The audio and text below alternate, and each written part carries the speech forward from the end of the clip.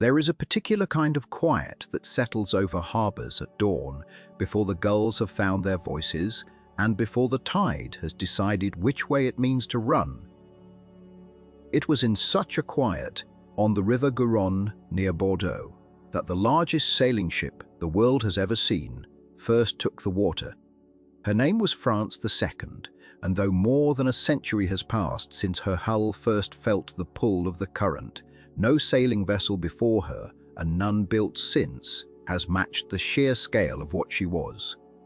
5 masts rose from her steel decks, each one strung with sail beyond sail. And yet, for all her canvas, for all the wind she was built to gather, she could not rely on sail alone. She needed help. She needed engines, auxiliary and quiet, tucked into her hull like a secret, ready to nudge her through the moments when the wind refused to cooperate, when the currents grew stubborn, when a ship of her size simply could not be trusted to the air alone. This was not a failure of her design. It was perhaps the clearest sign of what she had become. Vessel so vast that she had reached the very edge of what sail could do and had to reach beyond it just to survive. It is worth sitting with that fact for a moment, letting it settle the way the fog settles over a river at first light. A sailing ship, built at the twilight of the age of sail, so large that sail was no longer enough. There is something almost melancholy in that, though the ship herself was not a melancholy thing. She was a triumph, in her way, the last great gasp of an era that had spent 4 centuries perfecting the art of moving cargo and crew across oceans on nothing but wood, canvas, rope, and the patience of the wind. And here, at the very end of that long story, came a vessel so ambitious in scale that she needed to borrow from the very technology that would soon replace her kind entirely. The early years of the 20th century were not kind to sail. Steam had been creeping across the world's oceans for decades by then, first in fits and starts, clumsy and inefficient, but growing steadily more reliable, more economical, more capable of doing what wind could not always promise. Shipping companies that had once measured their success in the elegance of a hull or the speed of a clipper now measured it in coal consumption and schedules kept. The great age of sail, which had carried explorers to new continents, had moved the tea and the wool and the grain of empires, which had turned ordinary men into master mariners and turned certain ports into legends, was fading. Not gone, not yet, but fading, the way a long summer afternoon begins to lean gently toward evening without anyone quite marking the moment it happened. And yet, into this fading light, into this twilight of an age that had run its course, came an idea that seemed almost to defy the moment. If steam was rising, if sail was retreating, then why not build the largest sailing ship the world had ever known? Why not gather the accumulated wisdom of 4 centuries of maritime ambition and pour it into a single hull, vast beyond anything attempted before, as though scale alone might hold back the tide of history a little longer?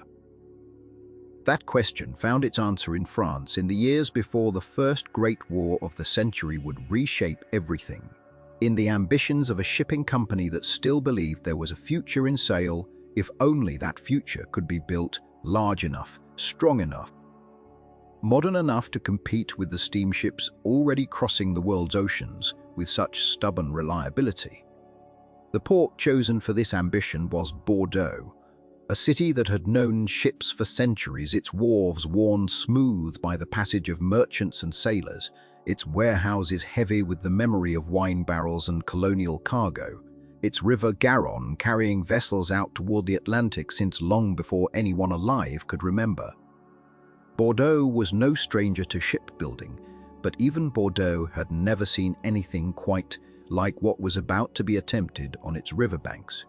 The ship that would emerge from that ambition was not a wooden vessel in the tradition of the old clippers, though her lines echoed something of their grace.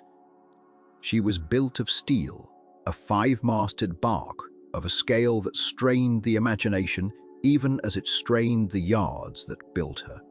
5 masts. Sit with that number for a moment. Most sailing ships of her era carried 3, perhaps 4, if the ambition and the cargo demanded it. 5 was almost unheard of, a rigging plan so vast that it required its own vocabulary, its own arrangement of yards and sails and lines, a small city's worth of rope and canvas rising from a single steel hull. When her masts were stepped and her yards crossed, when her full suit of sail was set to the wind, she must have seemed less like a ship and more like something borrowed from an older, grander imagination. A vessel too large for the water she sat upon, and yet somehow floating, somehow real. It is easy, in the retelling of history, to reach too quickly for superlatives, to call every large thing the largest, every fast thing the fastest, until the words lose their meaning entirely. But in the case of France II, the claim holds. She was, by length, by sail area, by sheer physical presence, the largest sailing ship ever built, a record that has stood for more than 100 years, through wars and depressions and the slow retreat of sail from the world's oceans, through the rise of container ships and supertankers that would come to dwarf her in a different kind of way, built for a different kind of purpose. But among the ships that relied on wind and canvas to move across the water, among the true daughters of the age of sail, none have matched her, none have come close. There is a particular kind of awe that comes from contemplating something built at the very edge of what its own era could achieve, something that seems almost to know it is the last of its kind and reaches, therefore, for a scale that will make it unforgettable. Whether the builders and owners of France II felt this at the time, whether they understood they were building not just a ship, but a kind of monument to an age already slipping away, is difficult to say with certainty. The historical record offers glimpses of ambition, of commercial calculation, of a genuine belief that a ship of this size could still turn a profit carrying cargo around the world. But even in the driest of shipping ledgers, even in the most practical accounts of tonnage and freight rates, there is something in the sheer audacity of her dimensions that speaks to more than commerce alone. This, then, is where her story begins, not with her launch, not yet with the details of her construction, but with the simple, staggering fact of her existence. A 5-masted steel bark, the largest sailing ship the world has ever seen, built in an age when the wind itself was beginning to lose its old authority over the sea. Built at Bordeaux, on the banks of a river that had carried ships for centuries, in the final years, before the world would change so completely that nothing quite like her would ever be attempted again. In the sections that follow, this chronicle will move slowly through her story, the way a ship of her size might move through calm water. Unhurried, deliberate, gathering weight and detail as it goes. We will walk through the twilight of the age of sail that made her both possible and, in some ways, already obsolete. We will stand in the yards where she was built, among the steel and the scaffolding and the doubts of men who had never attempted anything quite this large. We will watch her take the water at Bordeaux and follow her out into the Cape Horn trade that would test her against the hardest sailing conditions the ocean has to offer. And, in time, we will come to the quiet end of her story, as we come to the end of every great ship story eventually, and we will sit with what remains, and what it means that she was ever built at all. For now, though, let this first fact settle, the way all quiet and staggering facts settle, given time. No sailing ship before her, and none since, has matched her scale. If you find yourself drawn to stories like this one, to the great ships that once carried the ambitions of entire nations across the water, and to the quiet histories of how they rose and how they came to rest, you are welcome to stay a while longer and to settle in for more of them. To understand why France II came to be built at all, It helps to sit for a moment in the years just before her keel was laid, in the strange and narrowing world of commercial sail at the dawn of the 20th century. By the time her designers began sketching the lines of her hull, the age of sail was not ending suddenly in one dramatic collapse, but rather fading the way long afternoons fade into evening, gradually, unevenly, with pockets of brightness holding on long after the light had begun to go elsewhere. Steamships had already claimed the passenger trade. They had already claimed the mail routes, the fast and fashionable Atlantic crossings, the lines that carried diplomats and dignitaries and news. Coal-fired engines did not care about the direction of the wind. They did not wait out a calm, and they did not fear a lee shore the way a sailing master feared it, with the old inherited caution passed down through generations of captains who had watched ships break apart on rocks they could not claw away from. Steam offered something sail could never quite promise: a schedule. And in a world that was beginning to organize itself around timetables, around punctual arrival and punctual departure, that promise was worth a great deal. And yet, cargo was not passengers, and cargo, for a little while longer, still belonged in part to sail. This is the strange pocket of history in which our ship takes her shape. A moment when steam had already won the argument in the minds of most observers, and yet certain bulk trades, certain long and unglamorous hauls across open ocean still made economic sense under canvas. Coal was expensive, and a steamship needed to carry a great deal of it simply to feed her own engines across the vast, empty distances of the world's oceans. A sailing ship needed no such thing. She needed only wind, which cost nothing, and a crew willing to work it, which cost comparatively little. For certain routes, en routes, routes with no urgent deadline, routes where a slower and steadier ship could still turn a reliable profit, sail held on. It held on longest and most stubbornly in the nitrate trade. The nitrate trade deserves a moment of its own telling, because it explains so much of what follows. Along the arid coast of northern Chile, in the Atacama Desert, lay vast deposits of sodium nitrate, a substance the wider world had come to depend upon for fertilizer and, increasingly, for the manufacture of explosives. It was in its way one of the strangest and most vital commodities of the age, dug from some of the driest ground on Earth and shipped to fields and factories on nearly every other continent. And it was heavy, dense, unglamorous cargo, the kind that rewarded a ship with enormous capacity and modest running costs far more than it rewarded speed. There was no urgency in nitrate the way there was urgency in mail or passengers. A few extra weeks at sea cost little, provided the ship that made the voyage could carry enormous quantities and do so cheaply. To reach the nitrate ports of Chile from Europe, a ship had to round Cape Horn, that notorious southern tip of South America where the Atlantic and Pacific met in some of the most violent waters any sailor would ever know. The Horn was no ordinary passage. It was a proving ground, a place where westerly gales could blow for days without pause, where seas rose to heights that broke over a ship's highest deck, where ice sometimes drifted up from the Southern Ocean even in what passed for summer. Rounding the Horn from east to west against the prevailing wind could take a sailing ship weeks of grinding, exhausting work, tacking again and again into a wind that seemed to have no intention of relenting. Sailors spoke of the Horn the way soldiers spoke of certain battles, with a mixture of dread and grim pride, the pride of having survived something that had broken other men and other ships. It was this route, above nearly any other, that kept the great commercial sailing ships alive into the 20th century. The last of the windjammers, the big, steel-hulled, multi-masted cargo ships that had evolved from decades of shipbuilding refinement, found their final commercial purpose here, hauling nitrate west to east, and often grain or other bulk cargo, on other legs of their long trading circuits.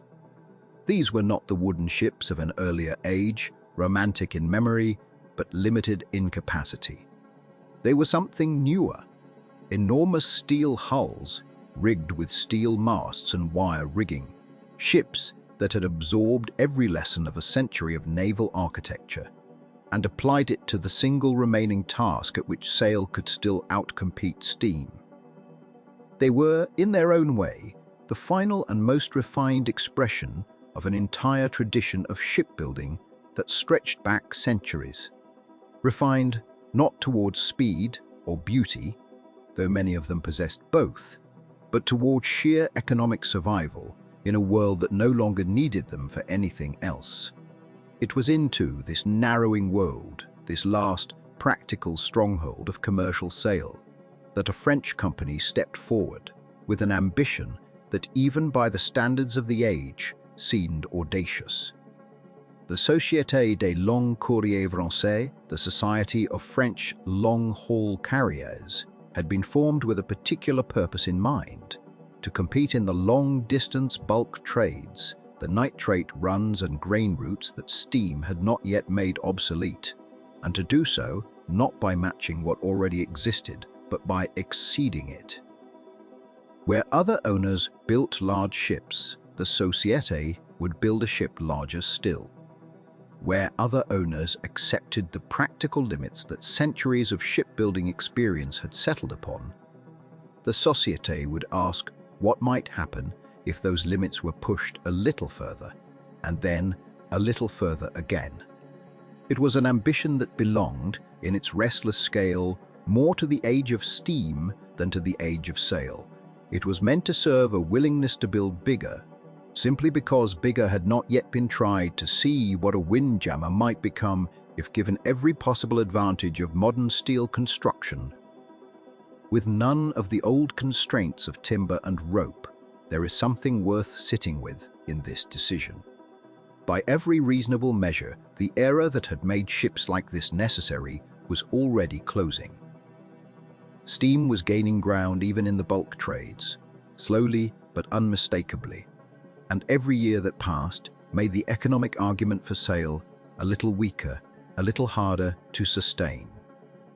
To commission the largest sailing ship the world had ever seen, at precisely the moment when sail's usefulness was beginning its final decline, was either a supreme act of confidence in an old way of doing things, or a kind of unspoken tribute to it, a recognition that if this ship, and ships like her, were to be sail's last stand in the commercial world, then let the stand be as grand as the tradition deserved.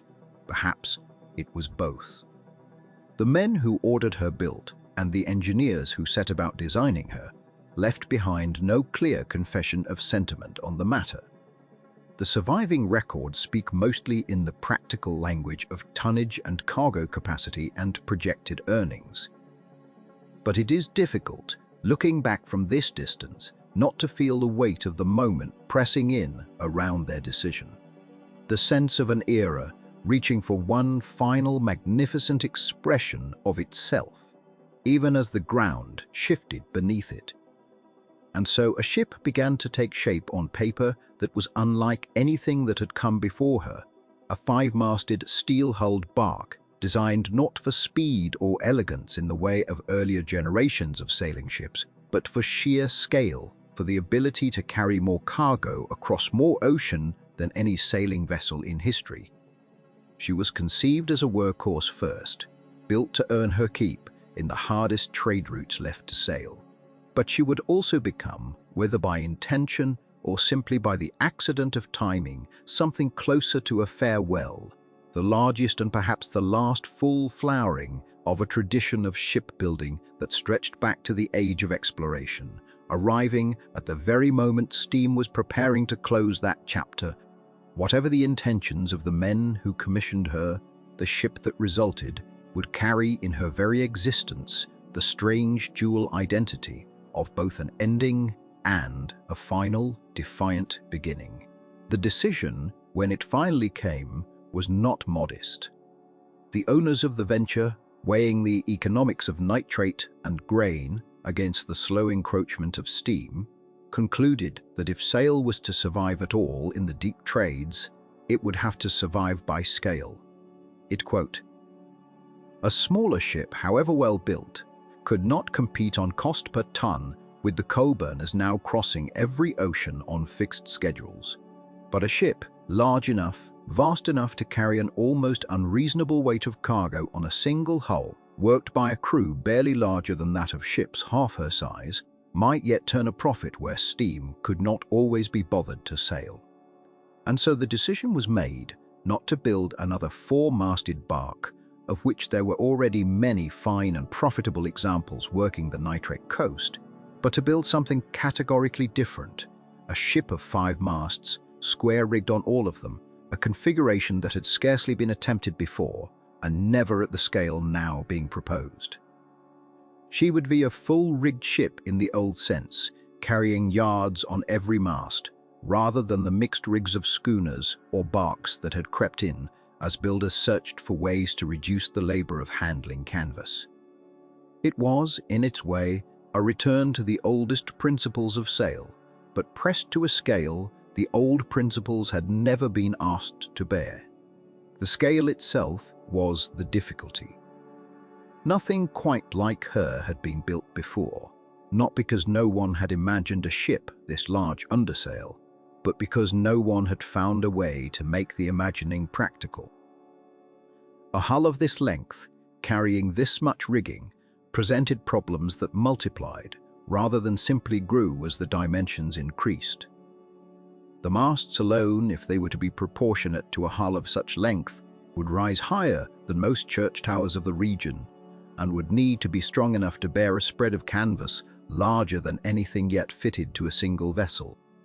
The rigging required to control that canvas, the miles of rope, the acres of chain, the sheer tonnage of iron and hemp needed to hold 5 masts steady against an ocean gale, had never been calculated at this scale before, and the engineers tasked with the design found themselves working, in places, without precedent, extrapolating from smaller ships and hoping the mathematics would hold. There was, too, a more practical problem, one that had nothing to do with sail or spar, and everything to do with simple geography.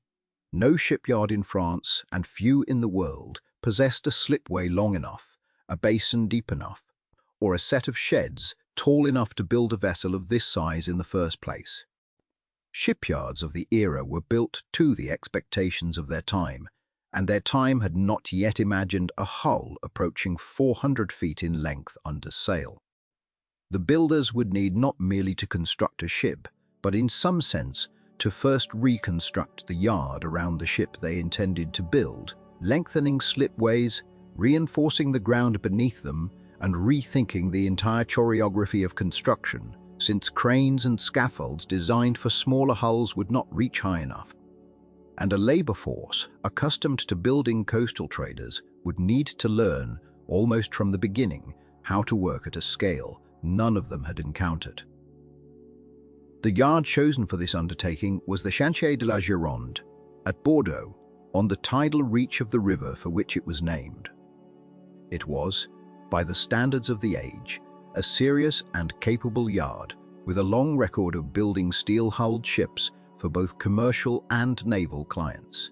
And it possessed something that mattered more than any single piece of equipment, a willingness, or perhaps simply a confidence bordering on stubbornness, to attempt what had not quite been attempted before. Bordeaux itself was a fitting home for such an effort. The city had grown wealthy on maritime trade for centuries, its harbour thick with the masts of ships bound for the Americas and the Caribbean, its warehouses filled with the goods of empire. It was a place that understood ships not as curiosities, but as the ordinary machinery of commerce, and the yard that rose along its riverbank reflected that understanding, practical, unromantic, built for output rather than display. That such a place would become, almost by circumstance, the birthplace of the largest sailing ship ever built was less a matter of grand design than of infrastructure, skill, and the simple fact that the Gironde yard was among the very few willing to reorganize itself around so uncertain a project. The reorganizing was not small. To build a hull of this length in riveted steel, the yard required a supply of plate and frame beyond anything it had previously handled in a single commission. Steel came up the river in barges and by rail, ordered in quantities that strained the mills supplying it, each plate cut and rolled to specifications that had to account not only for the ordinary stresses of an ocean-going hull, but for the additional loads imposed by 5 masts and their rigging bearing down through the deck into the keel. The keel itself, when it was laid, ran longer than any keel laid in that yard before, and the workers who set the first sections of it were, by their own later accounts, uncertain whether the ways beneath them had been built strong enough to bear what would eventually rest upon them. Riveting crews were assembled in numbers the yard had rarely needed before, men trained to heat, place, and hammer the countless rivets that would hold plate to frame across a hull whose surface area alone represented an enormous labor of fastening. The rhythm of the yard through the months of construction became, by necessity, a rhythm of repetition on an industrial scale. The glow of the forge, the toss of a heated rivet through the air to a waiting catcher, the hammer blows that rang out across the water at all hours, multiplied across dozens of stations working simultaneously along the lengthening hull. It was not glamorous labor. It was hard, loud, and dangerous, performed by men whose names went largely unrecorded, but it was this labor, repeated tens of thousands of times over, that gave the ship her steel skin and her enormous strength. Even as the plates rose and the frames took shape, doubt moved quietly through the yard and beyond it. Sailors who had spent their lives working the great barks of the nitrate trade heard of the project and wondered, in the frank way of men who understood the sea, whether a ship this size could truly be managed by canvas alone. 5 masts, each carrying a full spread of square sails, represented a quantity of rigging that no crew, however skilled, had ever been asked to work in concert before. There were questions of balance, whether a hull this long could be made to answer her helm quickly enough in the confused seas off Cape Horn, where ships were tested most severely and where hesitation could be fatal. There were questions of maneuverability in harbour, where a vessel of this length, under sail or under tow, would need far more room to turn than any port was accustomed to providing. And there were quieter questions, murmured rather than stated outright, about whether the whole ambitious scheme was not simply too large for the age it was arriving in, whether the builders, in their determination to prove that sail could still compete, had built something so vast that it had outrun the very tradition. The engineers, for their part, answered these doubts with calculation rather than reassurance. They pointed to the strength of steel construction, to the careful proportioning of mast height to hull length, to the redundancy built into the rigging plan that allowed for damage to be managed without catastrophic loss of control. But calculation could only go so far in silencing doubt, because no one, in truth, could say with certainty how the ship would behave until she was built, rigged, and finally set loose upon the open water to answer for herself. That uncertainty hung over the yard through every month of her construction, an undercurrent beneath the noise of hammers and the glow of forges. The sense, shared by shipwrights and sailors alike, that Bordeaux was raising something without true precedent, and that only the sea, in the end, would render the verdict. The material itself told the story of a changing age. For centuries, the great ships of the world had been grown as much as built, their ribs cut from oak that had stood for 100 years before ever meeting an axe, their keels laid from single trunks chosen for straightness and strength, their hulls a lattice of timber joined by trunnels and iron bolts caulked with oakum and sealed with pitch. Wood had a memory.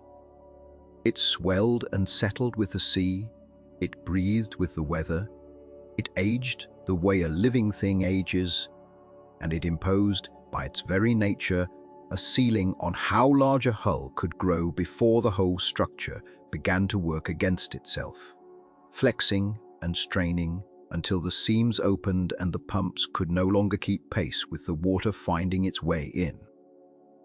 This had always been the quiet law of wooden shipbuilding, that scale itself was an enemy, that beyond a certain length, a timber hull became a compromise between ambition and collapse. The largest wooden ships ever built had brushed against that ceiling, and, in more than one case, had suffered for it, their frames twisting and leaking almost from the day they entered the water. Steel changed the terms of the argument entirely.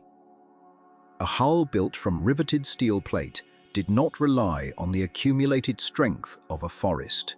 It relied on the furnace, the rolling mill, and the precision of the shipwright's calculations translated into iron and carbon. Steel could be shaped into plates of consistent thickness and predictable strength, joined not by the patient interlocking of timber joints, but by rows of rivets driven hot and hammered fast, cooling to bind the plates into something closer to a single continuous skin. This gave naval architects, for the first time in the long history of sail, the freedom to imagine hulls of a length and displacement that no oak forest could have supplied and no wooden frame could have survived.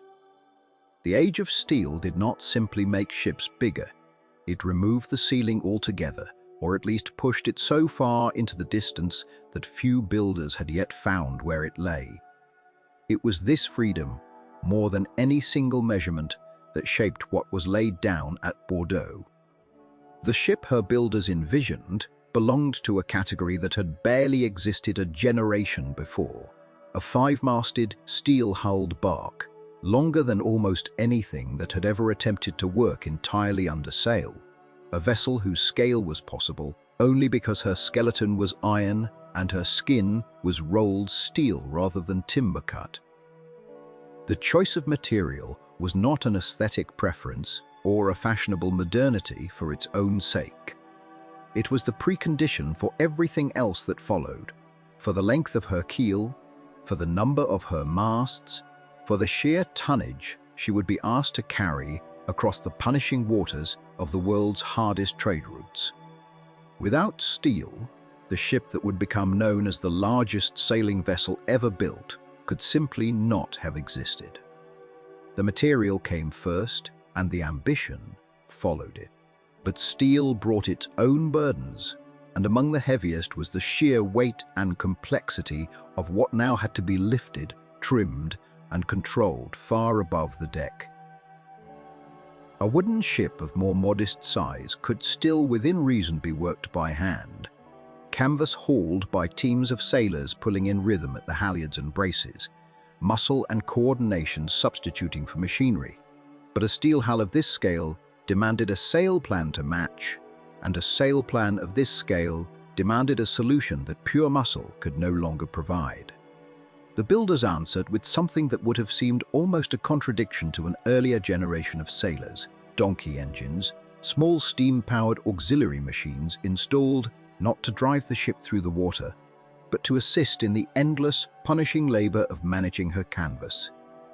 These engines worked the halyards, hauled at the braces, and eased the burden of raising and trimming sails, whose individual dimensions dwarfed anything a wooden ship of the previous century had ever carried.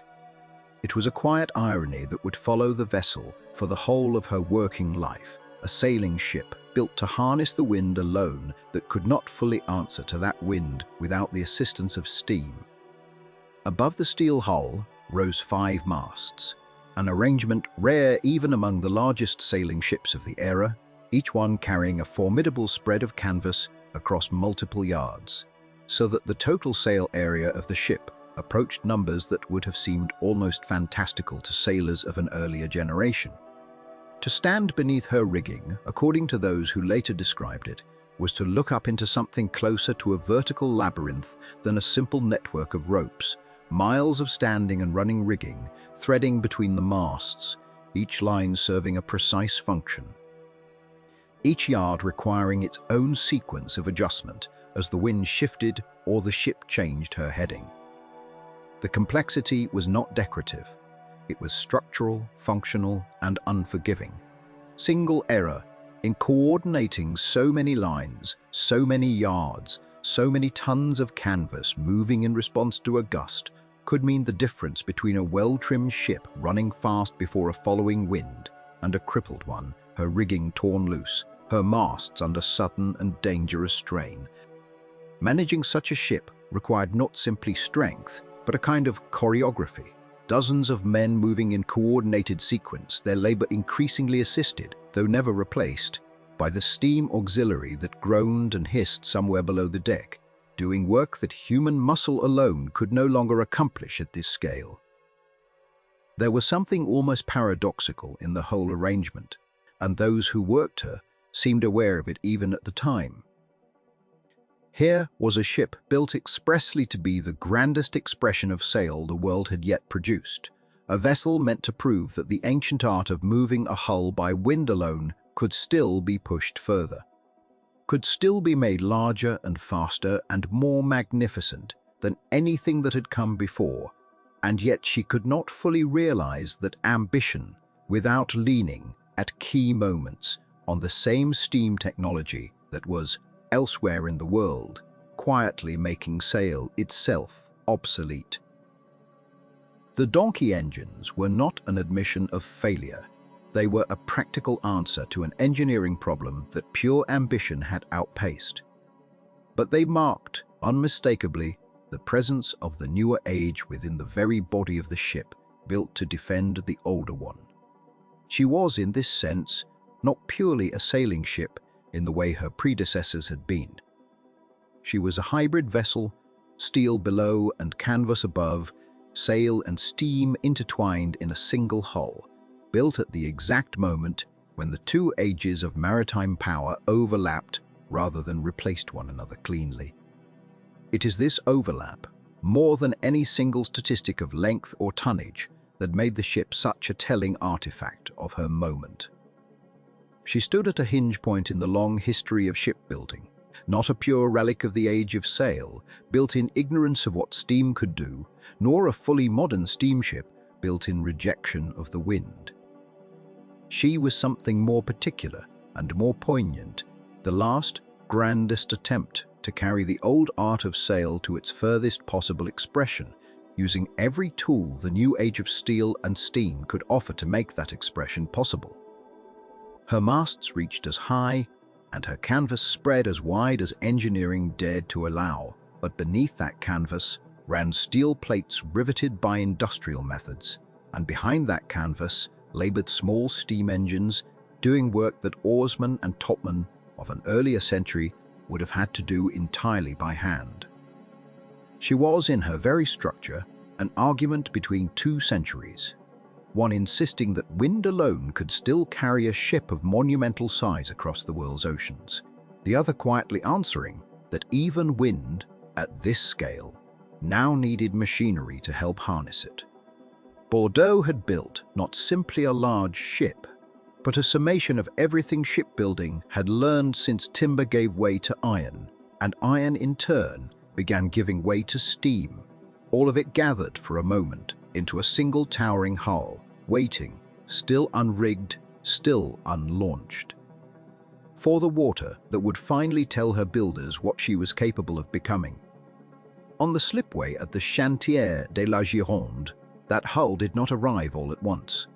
It rose slowly, plate by plate, frame by frame, the way a cathedral rises before anyone can see the shape of the finished nave, and for more than a year the men of Bordeaux came each morning to a skeleton that grew a little more complete, a little more vast than it had been the evening before. To stand at the foot of the slipway in the early months of construction was to look up at a rib cage of steel frames curving away into the grey Bordeaux sky, spaced along the keel like the vertebrae of some creature no one had yet decided how to name.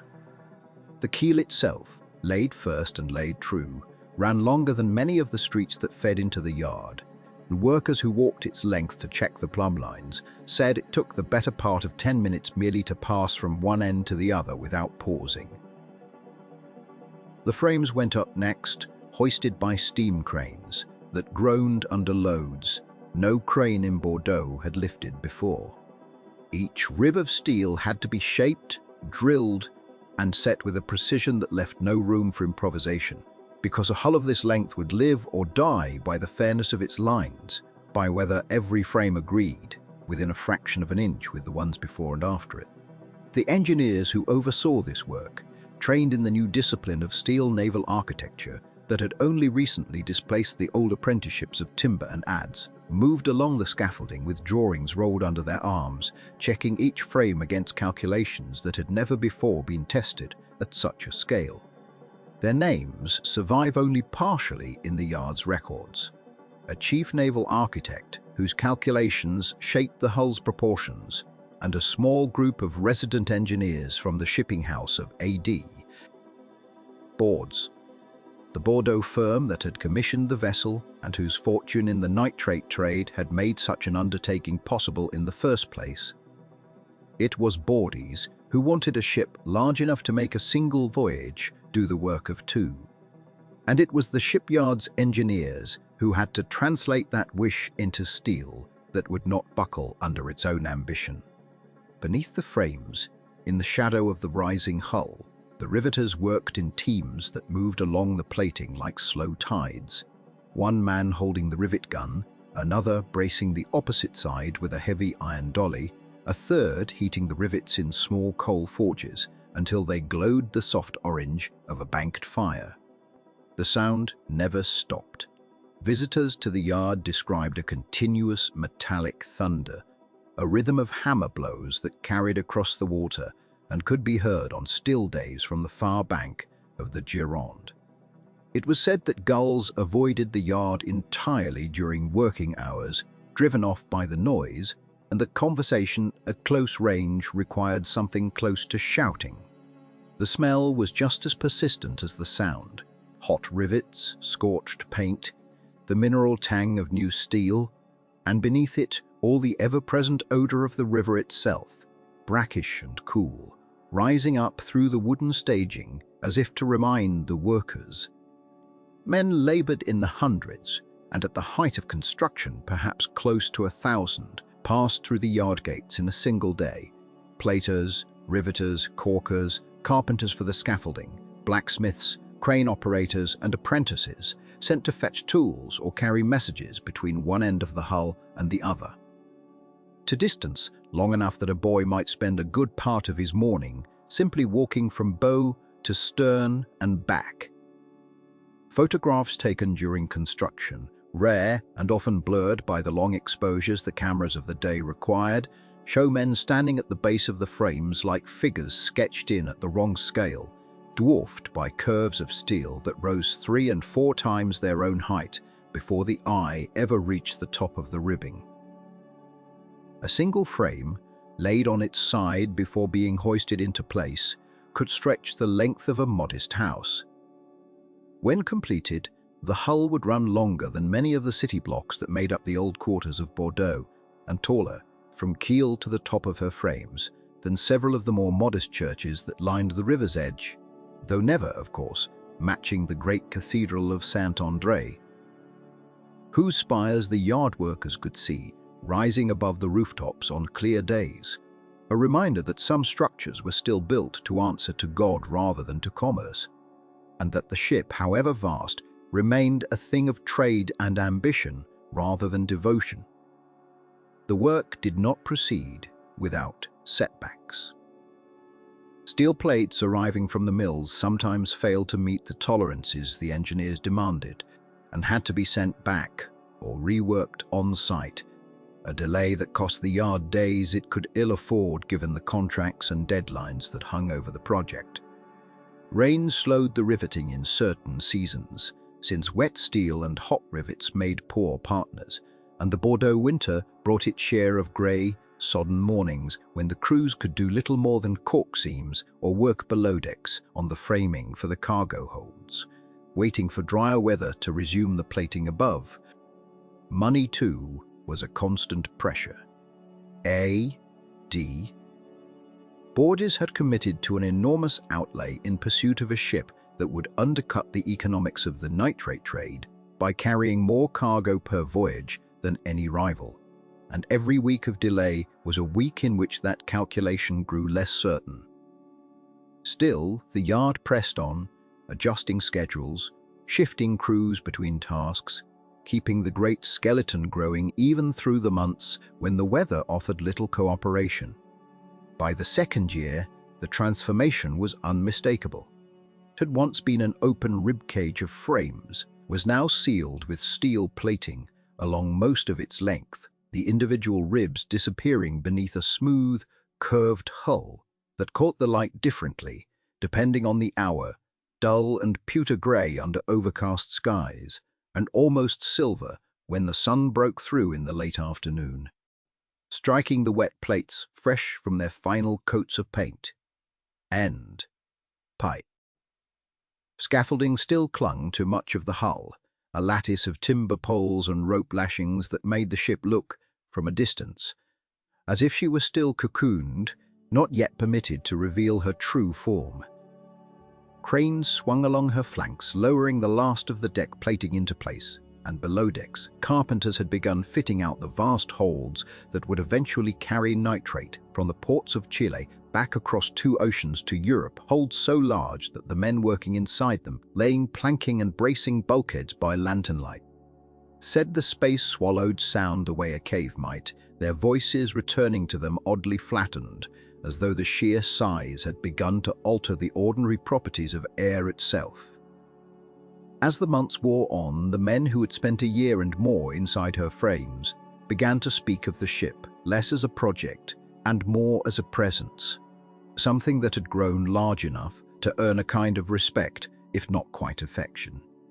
There was pride in the yard, the particular pride of workers who understand they are building something that will outlast the memory of their own labor, whatever fate eventually claims it.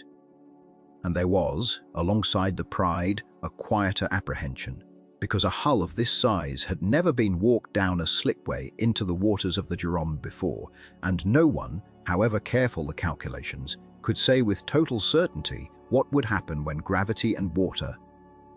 The engineers checked their figures again. The riveters finished their last seams. The scaffolding began, piece by piece, to come away from her sides, revealing at last the full sweep of a hull, built longer than any sailing ship before her, steel-ribbed and steel-skinned, resting on the slipway, and waiting, patient and enormous, for the day the yard had been building toward from the very first frame raised against the Bordeaux sky. That day came in September of 1911, though the sources differ slightly on the precise date, as they so often do when a shipyard's private calendar meets the looser memory of a town. What the accounts agree upon is the season and the atmosphere. A late summer morning along the Gironde, the light still soft, the air carrying the mixed scent of tar, river, mud, and the bakers' ovens already working in the streets behind the quay. Word had gone around Bordeaux for weeks that something enormous was about to be set loose upon the water, and the town, whatever its private doubts about the future of sail, was not about to miss the sight of it. They came early in numbers the yard had not quite prepared for. Dock workers who had spent months bent over her plate stood, now at a distance, hats in hand, looking up at a hull they had helped raise, but had never seen whole until this moment, freed from its scaffolding and standing alone against the sky. Families came down from the town in their good clothes, children hoisted onto shoulders for a better view, old sailors who had crewed clippers and barks in decades past come to see, with mixed pride and something quieter, what the age of sail looked like when built to its very furthest limit. Officials from the shipping company stood near a flag-draped platform, and somewhere among them, according to the accounts that survive, stood representatives of the family whose fortune and name the ship would carry, watching the culmination of an investment that had already tested the patience of engineers, financiers. There was ceremony, as there always was for a launch of this size, though the particulars of the address, the blessing, and the naming have come down through the years in fragments rather than a complete record. A christening was performed in the manner customary to French yards of the period, with due solemnity and the appropriate words spoken over her bow. Someone gave a speech about French shipbuilding and the pride of the nation's yards, though no transcript of it survives whole, and the details have been softened by a century of retelling. What the record does preserve more reliably than the speeches is the simple fact of scale. A hull that stretched longer than any sailing vessel yet built, resting on a slipway that had been reinforced and rebuilt specifically to bear her weight, waiting now for the tide and the timing that would let her go. The physical challenge of that moment should not be understated, and the men who had built her understood it better than anyone gathered to watch.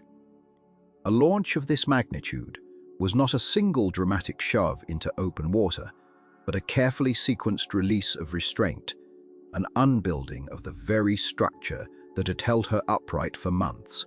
The keel blocks beneath her had to be knocked away in careful order, the shores and props removed in a sequence worked out in advance so that the hull's enormous weight would settle gradually onto the greased ways rather than lurch all at once.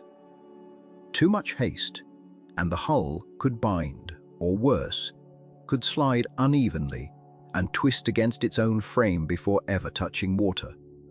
Too much caution, and she might not move at all, hung up on the ways with the whole town watching a launch that refused to happen.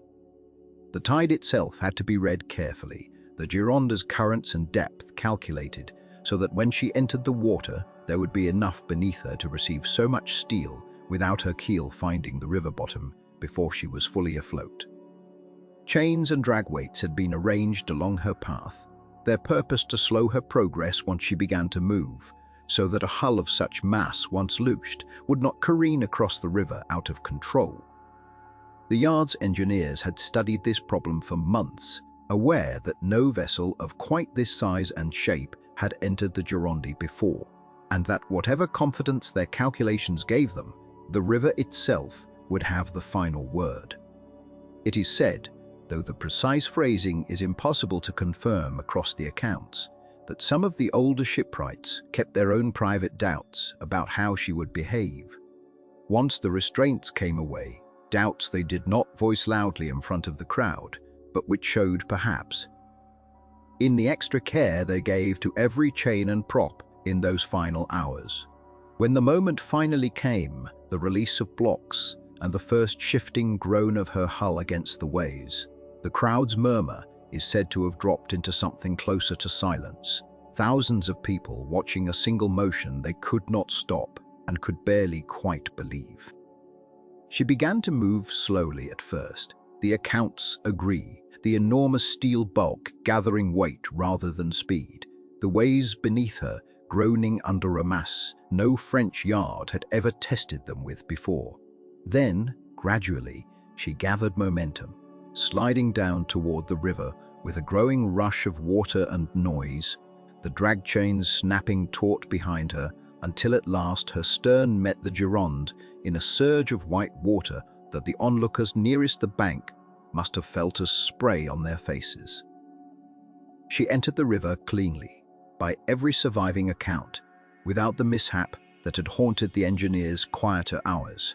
The hull settled into the water evenly, riding higher and prouder than anything else on the river, and for a moment, it is said, there was a kind of hush before the crowd's cheering broke loose, as though the town needed that instant to understand what it was actually seeing. A ship longer than any sailing vessel built before her, steel from keel to rail, was afloat at last on the same river that had carried timber, barks, and modest coastal traders for centuries, now carried something built to outsize them all. There was symbolism in this that the crowd did not need explained to them, though the newspapers of the following days were happy to supply it, regardless. Here was French shipbuilding announcing itself, at the very moment when the future of sail itself stood in doubt, when steamships crowded the same waterways and the economics of coal and iron were reshaping trade across the world.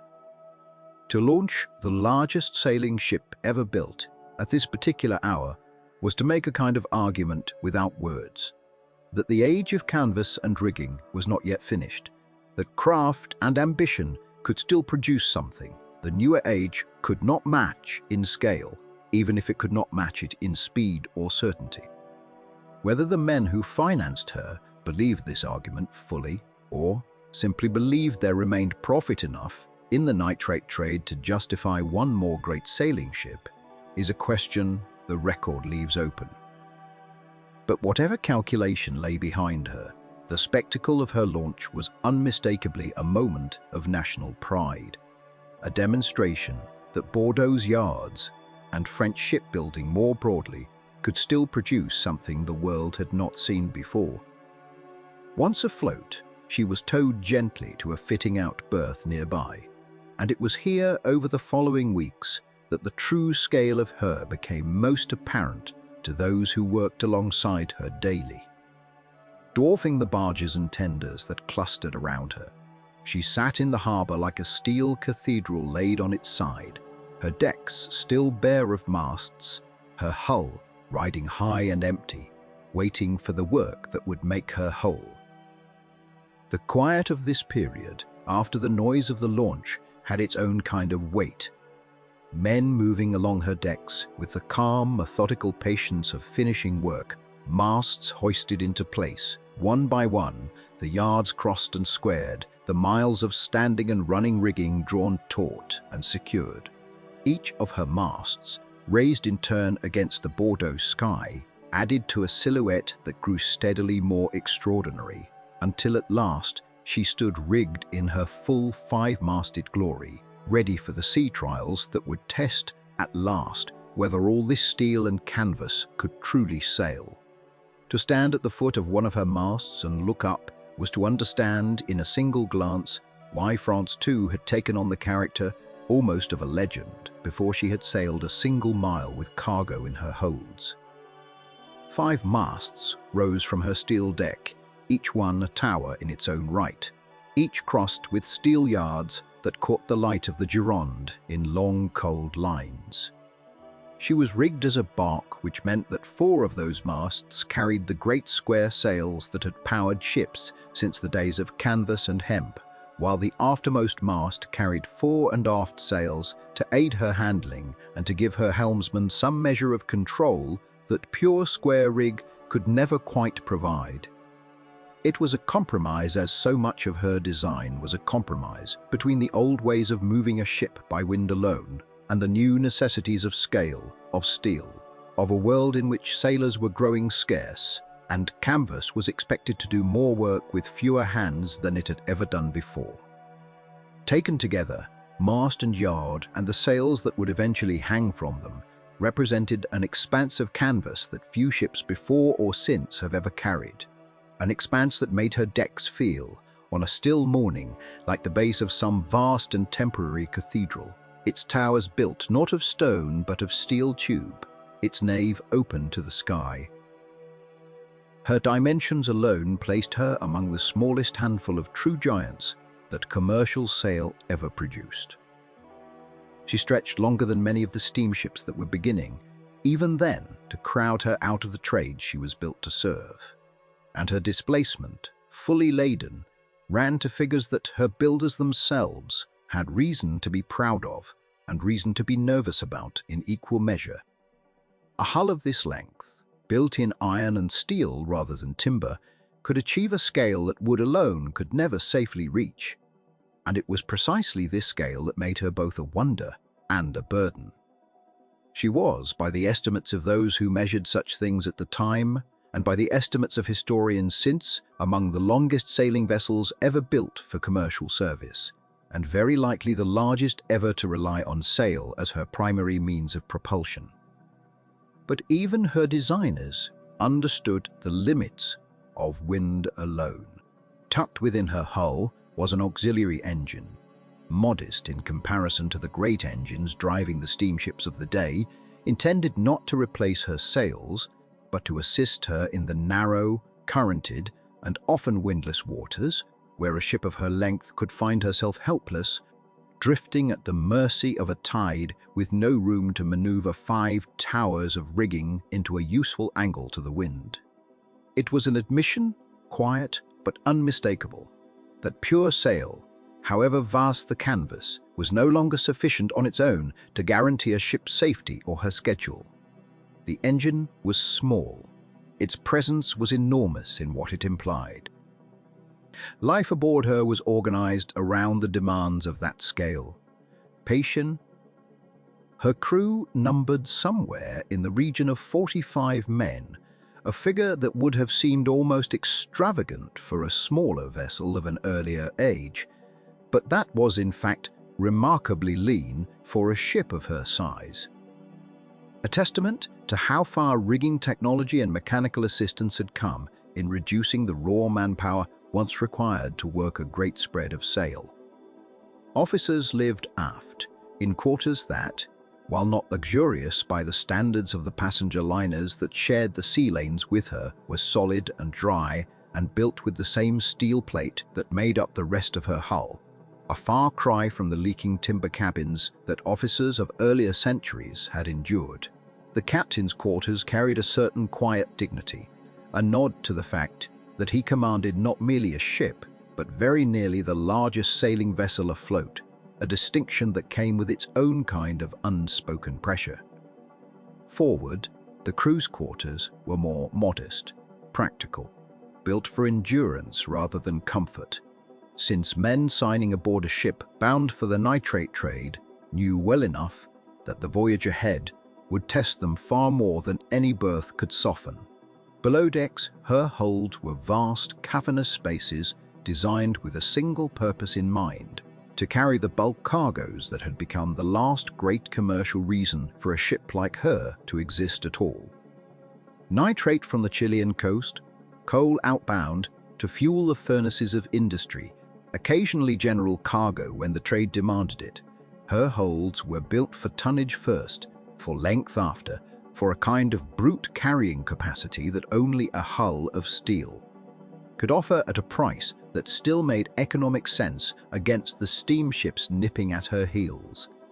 It was in her rigging, more than anywhere else, that the sheer complexity of handling a ship of this scale became apparent to anyone who studied her closely. Miles of standing rigging held her masts erect against the strain of wind and sea, and miles more of running rigging threaded through blocks and along yards to raise, lower, and trim her sails. To imagine the coordination required to work such a ship is to imagine an orchestra without a conductor visible to every player, men stationed along different masts and different decks, each relying on shouted commands, bell signals, and long practice to bring dozens of sails into trim within moments of each other. And here again, the ship revealed her transitional nature, her straddling of two ages. To ease the burden of hauling such immense yards and such heavy canvas, she was fitted with steam-powered donkey engines, mechanical assistance that could take in the worst of the strain on halyards and braces, sparing her comparatively small crew from labor that would otherwise have required twice. It was a marriage of old skill and new machinery. Sailors still had to read the wind, still had to judge the set of a sail and the trim of a yard, with an eye trained by years at sea, but the raw muscle once supplied entirely by human backs was now supplemented quietly by steam. Without such engines, a crew of 45 would have been utterly inadequate to work sails of this scale in anything but the gentlest of weather. With them, France too became something new, a vessel of nearly unmatched sail area that could, in principle, be handled by a crew smaller than many ships half her size had once required. And yet, for all this mechanical assistance, for all the steel and the engines and the careful compromises worked into her design, she remained, unmistakably, a sailing ship, moved fundamentally by wind-striking canvas, guided by men who still had to understand the old arts of trimming and tacking and running before a gale. In this way, she embodied both the summit and the twilight of an entire tradition. She represented the very peak of what commercial sail could achieve when given the full resources of an industrial age. Steel hulls strong enough to support masts and rigging of unprecedented scale, auxiliary engines to smooth over sail's oldest weaknesses, mechanical winches to multiply the strength of a shrinking pool of willing sailors. In her, centuries of accumulated seamanship met decades of accumulated engineering, and the resulting vessel could carry more canvas, more cargo, and more raw ambition than any sailing ship that had come before her. But she was, just as unmistakably, an ending. Every innovation built into her, the engine tucked below her decks, the steam-driven assistance on her rigging, the very use of steel rather than timber, existed only because pure sail, worked by pure muscle, could no longer compete on its own terms with the steamships now crossing every ocean on schedules that did not wait for wind. She was not a beginning of some new golden age of sail. She was its last grandest gesture, a ship built at the very moment when the practical case for vessels like her was already narrowing toward its close. Walk her decks in those early days after her launch was to walk through both an achievement and a farewell. Though no one standing there in the Bordeaux air, watching her masts settle into their final rigging, could have said with certainty just how soon that farewell would come, or how completely the age she crowned was already slipping beneath the horizon behind her. With her rigging complete and her sails bent to the yards, France Tow turned her bow away from the river that had built her and toward a trade that would test every claim made on her behalf.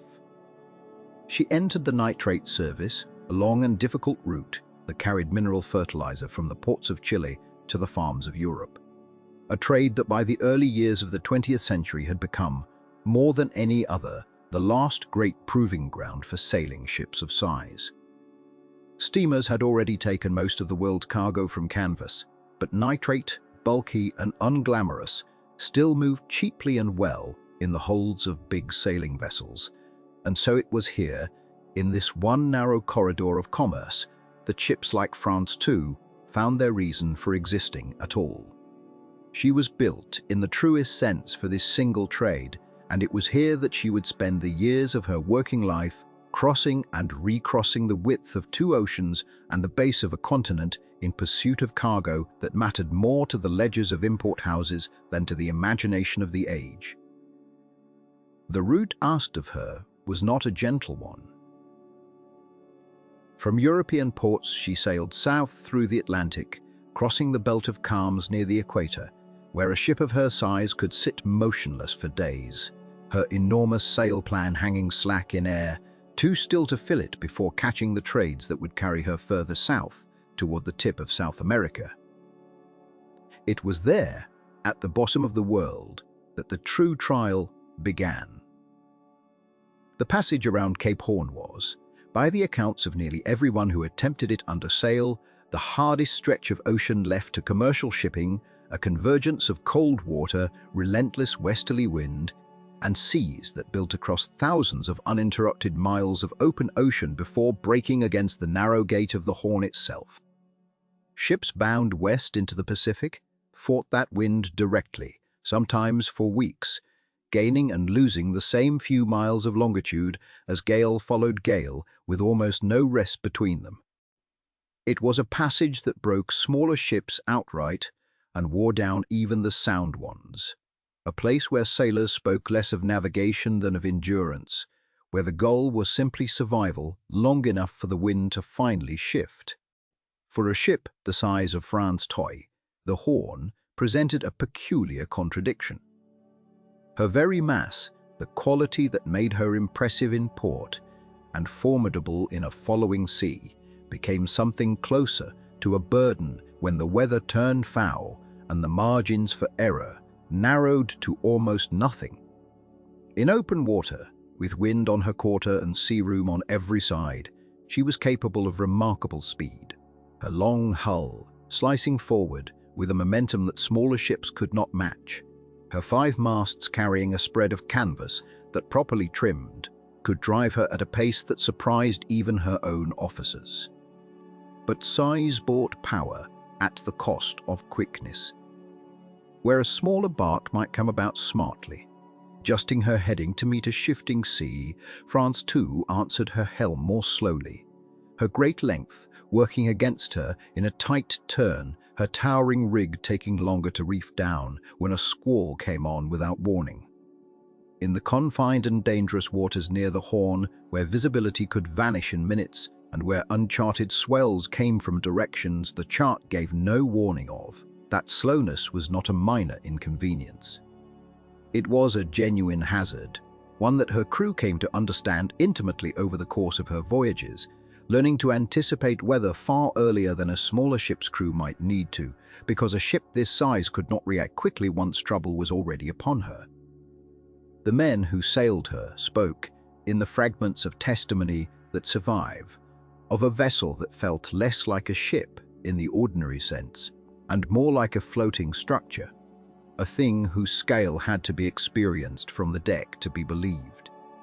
To stand at her wheel in a full gale, according to accounts passed down among the sailors who served aboard her, was to feel the entire structure working beneath your feet, groaning and flexing under loads that no wooden hull could ever have withstood, her steel frame absorbing stresses that would have broken lesser vessels apart.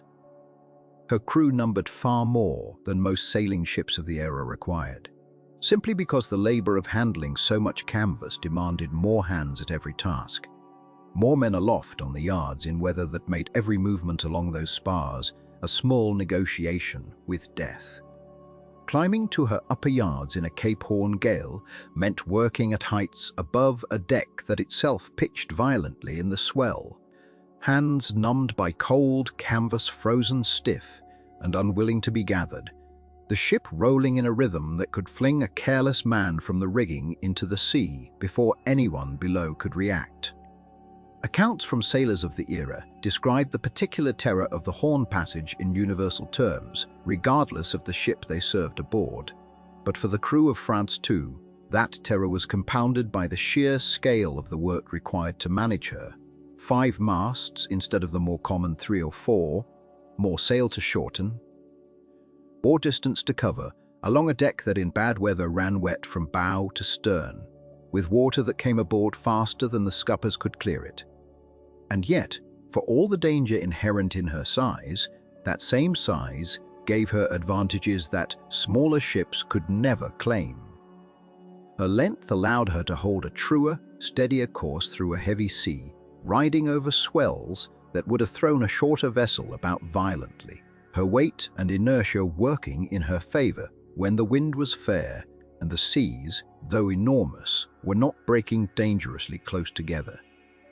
In the open reaches of the Southern Ocean, running before a following gale under reduced sail, she was said to move with a kind of ponderous grace, covering distance with an ease that smaller barks, laboring and rolling in the same seas, could only envy.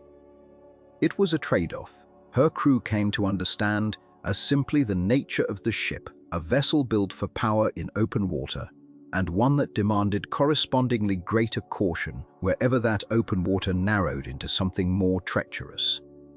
Her voyages settled into a pattern common to ships in the nitrate trade, southbound in ballast or with mixed cargo, rounding the Horn into the Pacific, loading nitrate at the Chilean ports, before turning back to face the same passage from the opposite direction, this time laden and riding lower in the water.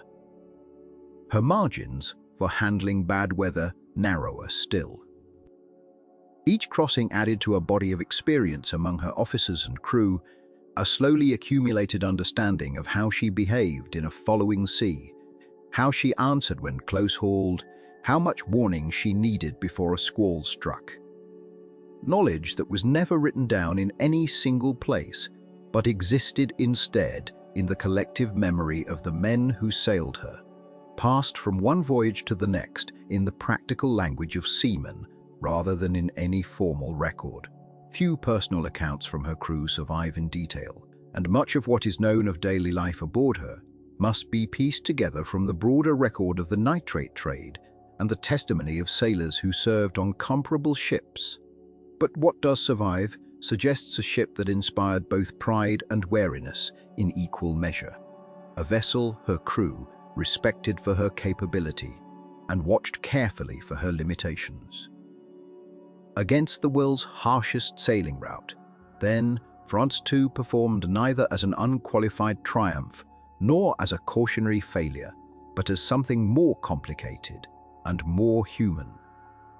A ship whose greatest strength, her overwhelming size, a vessel that could outrun and outlast smaller ships in fair conditions while demanding an especially exacting discipline from her crew whenever the Horn's weather turned against her.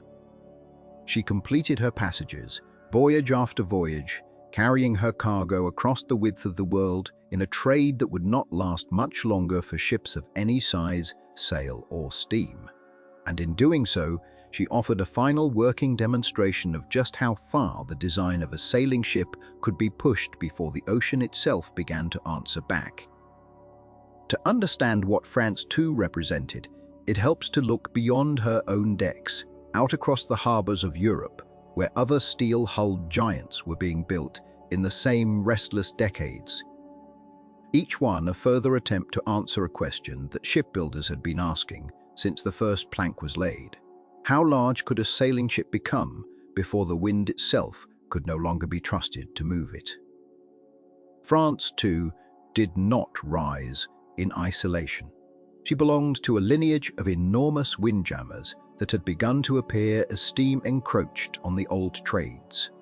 Vessels built not out of nostalgia, but out of a cold calculation that for certain cargoes over certain distances, sail still made economic sense, provided the ship carrying it was large enough to make the labor of a smaller crew worthwhile against a larger hold. Among these rivals, one name recurs more than any other in the story of size. Preußen, the German five-masted full-rigged ship launched in 1902, a vessel so admired in her own time that sailors spoke of her as the last word in sail, a ship built entirely of steel, carrying an immense spread of canvas, and requiring a crew whose skill in handling her rigging became almost a discipline unto itself. Preußen was shorter than France 20 would be and carried fewer masts, but she stood for years as the standard against which any claim to size in the age of steel-hulled sail was measured, and her loss in a collision in the English Channel in 1910 was mourned across the maritime world. There was also Copenhagen, the Danish training ship, launched later in 1921, five-masted and steel-hulled in her own right, built not primarily for cargo, but to train young officers in the demanding art of handling sail on a large scale. A ship whose later disappearance without a trace in the South Atlantic would become one of the great unsolved mysteries of the sea. Each of these vessels in its own way pushed against the same boundary, testing how far length, beam and sail area could be extended before the physics of wind and water refused to cooperate any further. France too entered this company not as an isolated curiosity, but as the culmination of a decades-long contest, one that had been running quietly since the 1870s, as builders in Britain, France, Germany, and elsewhere experimented with iron, discovering that these stronger materials permitted lengths and capacities that timber could never have supported without buckling under its own dead weight. Where a wooden hull of similar length might have required internal bracing, so extensive it consumed the very cargo space it was meant to protect, a steel hull could be built lighter relative to its strength, opening the door to a scale of shipbuilding that earlier centuries could not have attempted, no matter how skilled their carpenters. France too stood then at the far edge of a long human experiment, one that had begun with single-masted coastal traders and had grown through centuries of incremental daring into five-masted steel giants capable of carrying thousands of tons of nitrate or coal across the length of two oceans. Her records, when they are set down plainly, are worth pausing over, because they were not modest achievements, but genuine extremities of what a sailing vessel had ever been built to do. She measured some 330 feet in length, a figure that placed her among the very longest sailing ships ever constructed, and when her bowsprit was included, her overall length stretched further still, giving her a presence on the water that dwarfed nearly every other vessel she anchored beside. Her tonnage, too, placed her at the summit of sailing ship construction, with a gross registered tonnage exceeding 5,000. A number that meant she could carry cargo in quantities that few sailing vessels before or since have matched. Her sail area spread across 5 masts and a suit of canvas that required a crew both skilled and numerous to manage safely, ranked among the largest ever set on a commercial sailing ship. A fact that becomes almost difficult to hold in the mind when one considers that this canvas was raised and lowered not by engines, but by human hands working aloft in weather that ranged from flat calm to the violent gales of the high southern latitudes. Taken together, these figures are why maritime historians have long placed France too at, or very near, the top of any list of the largest sailing ships ever built. A distinction she shares, depending on how the measurements are weighed, with a small handful of other steel giants of her era, though few dispute that she belongs among the very largest, if not the largest outright. And yet, the record she set was not one that anyone would come to challenge for long, because even as she was being built, the economics that had allowed her existence were already beginning to fail. Steam power, and soon after it the diesel engine, offered shipping companies something that no sailing vessel, however large or however efficiently rigged, could ever fully match. A schedule that did not depend on the weather, a speed that did not falter in a calm, and a crew that, ton for ton, could be smaller still than even the reduced complements that steel-hulled windjammers had achieved.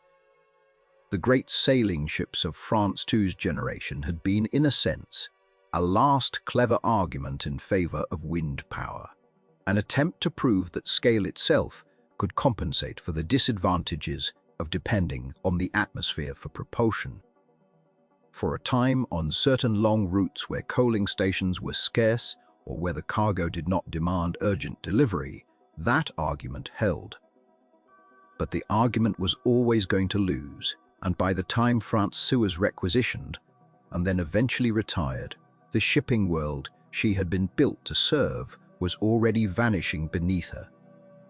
No one built a larger sailing ship after her, not because the engineering challenge could not have been met, but because there ceased to be any economic reason to try. The diesel engine, improving rapidly through the 1910s and 20s, offered reliability and speed that made the entire calculation obsolete, and the ship owners who might once have commissioned another 5-masted giant instead ordered motor vessels, smaller in profile perhaps, but faster, more predictable, and dramatically cheaper to crew. It is a strange thing to consider that the largest sailing ship in the history of the world was built not at the height of the age of sail, but at its very end, in its last exhausted decade, as though the shipbuilding tradition of centuries had gathered all its accumulated knowledge into one.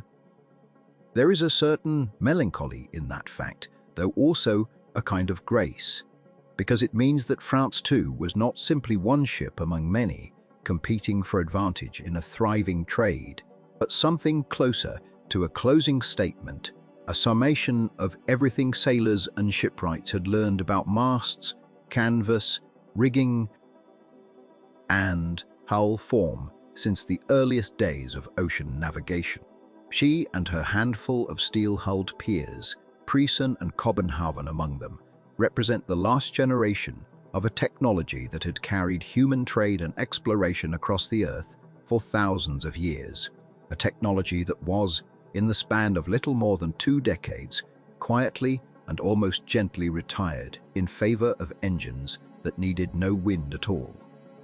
When France too is remembered today as the largest sailing ship the world has ever seen, the claim carries within it this quieter truth, that she stood not at the beginning of some new era of ever larger sailing vessels, but at the very end of one, the final and most ambitious expression of a craft that would not be attempted again at such a scale. because the world that had made her necessary had already begun, even as her hull was rising, to slip away beneath the smoke of steam and the hum of the diesel engine. The summer of 1914 found France too, in the ordinary rhythm of her trade, somewhere between the nitrate ports of Chile and the long return around Cape Horn, her holds filling and emptying in a cycle that had already become, in less than a decade of service, something like routine. She was, by then, a known quantity to the men who sailed her and to the merchants who chartered her, a vast, dependable presence on a run that rewarded patience and punished haste. The war that broke across Europe that August did not begin for her as a sudden rupture. Ships at sea learn of wars slowly through wireless messages relayed from port to port, through the altered instructions waiting at the next harbor, through the sight of naval vessels where none had been before. But the war, once it arrived in her world, arrived completely, and it did not leave the trade she had been built for unchanged. The outbreak of general war among the powers of Europe reordered the seas as thoroughly as it reordered the land. Merchant shipping, which had moved for generations along routes shaped mostly by wind current and the location of markets, now moved along routes shaped by submarines, by naval blockades, by the shifting calculus of which waters were safe and which were not. The German Navy's campaign against merchant shipping, waged increasingly by submarine, made the open ocean a place of genuine danger for vessels that had once worried chiefly about storms and lee shores. A great sailing ship, slow to maneuver, visible for miles under her towering sails, unable to outrun anything, made an uneasy kind of target, though her very slowness and her reliance on wind, rather than the telltale smoke of a steamer's funnel, gave her, oddly, a form of camouflage that the newer steel freighters did not enjoy. Sailing vessels were harder to spot from a distance and consumed no coal that had to be tracked and rationed, virtues that briefly made them, in the strange arithmetic of wartime shipping, more valuable rather than less. France too herself, according to the fragmentary record that survives from these years, continued largely in the trade she had always known, carrying nitrate from Chile and other bulk cargoes across the long Cape Horn route, her voyages now conducted under the shadow of a conflict that reached even into the remote waters she crossed. The details of any formal requisition are not fully settled in the historical accounts, and different sources describe her wartime role with varying degrees of certainty. What is generally agreed is that she continued in merchant service through much of the war rather than being converted, her owners and the French state alike recognizing that her cargo capacity, however old-fashioned her means of propulsion, remained useful in a period when every ton of shipping mattered, and steel plate that might have gone into new freighters was needed instead for warships and munitions. In this sense, her survival through the war years owed less to any special protection extended to sailing ships and more to a simple wartime calculation. A hull built and paid for years before the conflict began, still capable of carrying thousands of tons of cargo across an ocean, was not a thing to be idled while the world starved for shipping capacity. Yet, the war placed a strain on the old sailing fleets that no amount of continued usefulness could entirely disguise. The maritime economy of the early 20th century had already begun, before the war, the long transition from sail to steam, a transition that the pressures of wartime accelerated rather than reversed. Steel-hulled freighters, driven by coal and increasingly by oil, could be built faster than sailing ships, could maintain schedules that did not depend on the caprice of wind, could be organized into convoys and directed with a precision impossible for vessels that answered ultimately to the weather.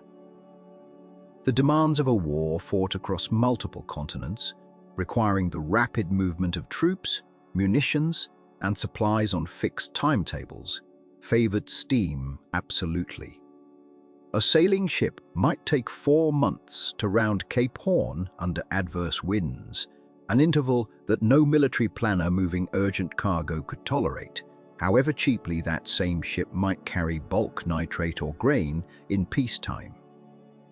The war did not so much attack the sailing fleet directly as it exposed, with unforgiving clarity, exactly what such vessels could and could not do in a world that increasingly required speed and certainty above all else. There is a quiet foreboding in tracing France-Troyes' path through these years, a sense of a vessel built for one age, straining, however capably, to find a place in another. She had been conceived and constructed in the years just before the war, at the very edge of the age of sail's long decline, and her owners at board had gambled in commissioning her on the continued economic viability of enormous barques in the nitrate and grain trades, even as steamers multiplied on every other route. That gamble had seemed reasonable enough in the years immediately before 1914, when coal remained expensive relative to a sailing ship's wind freely given, and when certain bulk cargoes over certain very long distances still favored a vessel. The war disturbed that calculation in ways that would only become fully apparent once the fighting ended. Fuel prices, freight rates, insurance costs, all shifted under the pressure of a global conflict, and while some of these shifts briefly favored sail by making coal scarce and steamers occupied elsewhere, the underlying trend of the war was to accelerate the very developments that would make ships like France II obsolete. Shipyards turned to building steel vessels with unprecedented urgency, refining techniques of steel construction and diesel propulsion that would, once peace returned, be applied to merchant shipping with a speed that outpaced anything the pre-war transition from sail had achieved. The war became, in an unintended way, a vast engineering laboratory for the technologies that would finish what had already begun before the first shots were fired. By the time the armistice came in November of 1918, the world into which France too might have hoped to return to ordinary trade had changed in ways not immediately visible from her deck, but decisive nonetheless. The nitrate trade that had sustained her still existed, but the economics surrounding it had shifted. The war had disrupted established trading patterns, altered the balance of which nations controlled which markets, and left behind a surplus of steel shipping capacity built hastily for wartime needs and now searching for peacetime employment. These wartime-built steamers, numerous and increasingly efficient, competed directly for the same bulk cargoes that had once been the near-exclusive province of large sailing vessels on the Cape Horn run. The advantage that sail had held for so long, cheap carriage of low-value bulk cargo, over immense distances, eroded steadily as steamship operating costs fell, and as the sheer number of available steel hulls drove freight rates down to levels that made maintaining an enormous sailing crew with all the skilled labor increasingly difficult to justify. There is something almost elegiac in following this thread, watching a ship built at such expense and with such evident confidence in her own continued relevance begin, within less than a decade of her launch, to encounter a world that no longer quite knew what to do with her.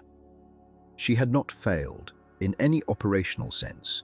She continued, through the war and into its uncertain aftermath, to sail, to carry cargo, to round the Horn under her master's careful command. But the ground beneath her enterprise, the economic logic that had justified her construction, was shifting in ways that no amount of skilled seamanship could arrest. The France 20 of 1919 was in her hull and rigging, essentially the same vessel that had slid down the ways at Bordeaux years before. But the world around her had moved quietly and irreversibly toward an age that had less and less use for even the grandest expression of the sailing ship's art.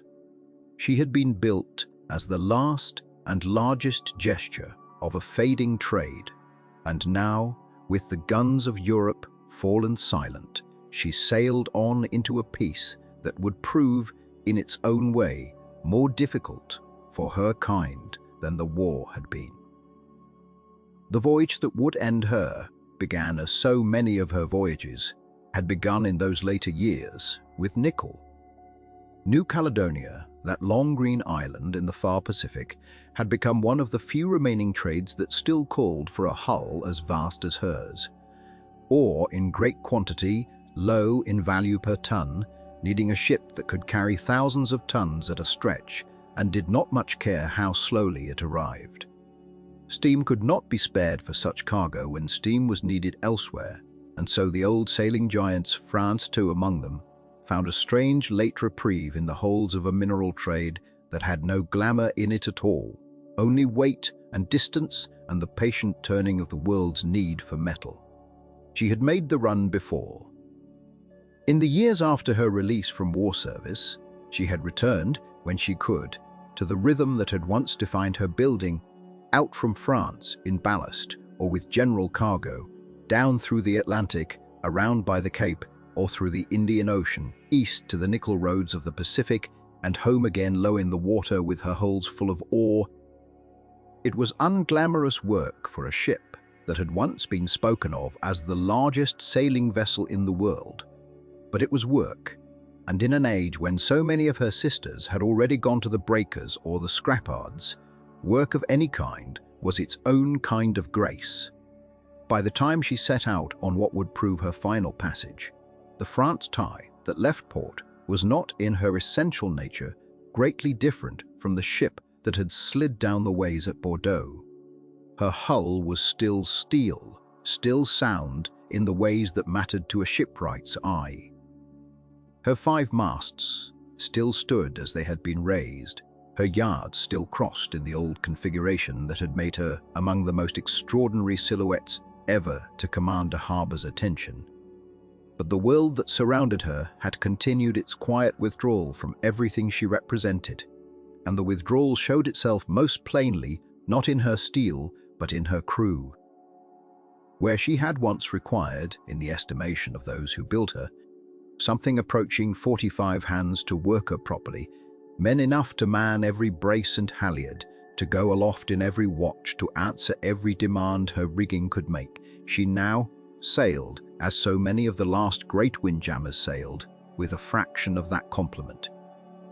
The economics of the post-war sailing trade permitted nothing else. Wages had to be paid, however small the ship's earnings against her building cost, and shipowners in those declining years learned to ask of ever fewer men what had once been asked of many. The consequence of this thinning was not immediately visible. A short-handed crew could still bring a ship like France too across an ocean in fair weather, could still trim her yards and hold her course through weeks of open water where the demands upon each man were steady rather than sudden. But the danger of a reduced crew reveals itself not in fair weather, but in the moments that call for speed.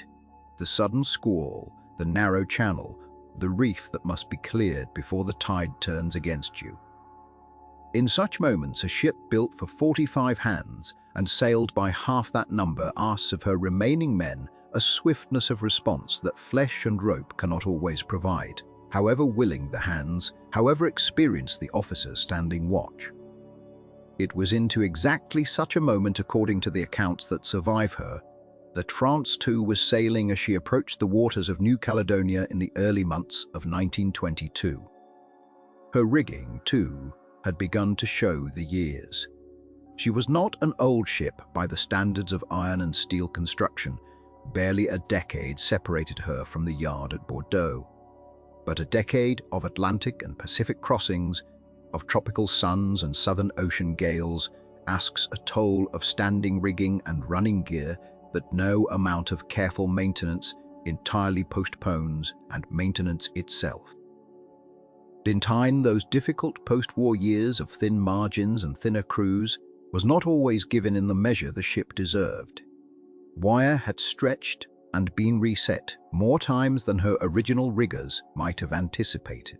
Canvas had been patched and replaced piecemeal rather than renewed entire. None of this on its own doomed her. Ships far older and far more worn than France too had crossed oceans safely on rigging in poorer condition. but it meant that when the moment of true difficulty arrived, she met it with less margin than she had once possessed. A ship asked to perform at the edge of her endurance by a world no longer willing to give her the full resources her endurance required. The approach to New Caledonia's waters is not, by the account of those who have sailed it, an easy one. The island lies within a long barrier reef, one of the largest in the world, and the passage into her anchorages demands careful navigation even for a vessel under full power with a complete and rested crew. For a sailing ship of France II's size, dependent on wind and current and the patient management of her enormous spread of canvas, the passage asked a precision that her reduced complement, however skilled, could not always guarantee. The accounts of her final approach describe a ship struggling against conditions that would have troubled her even in her prime: variable winds inside the reef, the kind that can fill a sail one moment and desert it the next, leaving a vessel of her displacement with too little way on to answer her helm. It was in these conditions, according to the record that survives, that France too found herself unable to clear the reef that guards the approaches to Ile Nou, near Noumea, in July of 1922. The details that have come down to us are not dramatic in the way that stories of sinking ships are so often made dramatic in the retelling. There was no storm of legend, no battle against mountainous seas. There was, instead, the quieter and in some ways more sorrowful catastrophe of a great ship caught by wind and current in a channel that gave her no room for the error her thinned crew and aging gear could no longer entirely prevent. She struck the reef and could not be freed. The steel hull that had carried her safely across so many oceans, that had weathered gales off the Horn and submarine waters during the war, held fast now against coral in water that her officers had sailed with every intention of clearing safely. There is a particular sorrow in a wreck of this kind, one that owes nothing to violence and everything to circumstance. A ship not destroyed in some great and terrible event, but simply caught in an ordinary passage by the accumulated weight of small diminishments, a crew too small, a season's wear on rigging not fully renewed. A channel that asked more precision than a dying trade could any longer supply. No lives were lost in the grounding, so far as the record allows us to say, and this in itself deserves to be remembered plainly, without embellishment, as the mercy that it was. The great hull that had been built to outlast the age that made her did not go down fighting some final, magnificent storm. She went down, or rather she came, to rest in the quiet waters of a reef she could not clear, her masts still standing, her rigging still set, in a moment that historians would later describe not as tragedy in the theatrical sense, but as something closer to an ending long foretold, the last and largest expression of an age of sail meeting in the end. Not a hurricane or an enemy, but simply the slow and unglamorous exhaustion of the world that had once made ships like her possible and now could no longer quite sustain them. In the days that followed, there was no great effort to save her. This, perhaps, is the detail that lingers longest when the story is told again. That a ship so vast, so costly, so long in the building, was simply left where she had settled, her hull fast upon the coral, her masts leaning very slightly against a sky that had by then gone calm again.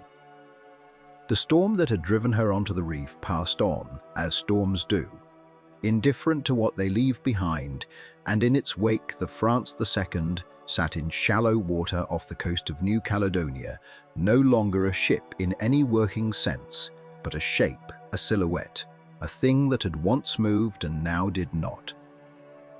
Word reached the harbour at Noumea within a day or two, carried by smaller vessels and by those who had seen her go down or heard of her going down from others. There was no mystery in her position.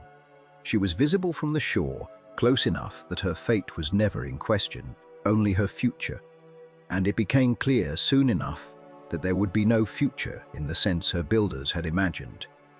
She was not going to be pulled free. The reef held her, and the water that had once seemed her element now worked against her, patient and unhurried, doing what water does to wood and iron and steel left too long in one place. The crew, by most accounts that survive, came away without great loss of life. This detail, quiet as it is, deserves to be given its due weight, for it means that the story of the France II's end is not one of screaming decks and desperate boats in a black sea, but something more subdued. Men brought ashore, accounted for, given passage eventually back to France or onto other berths, other ships.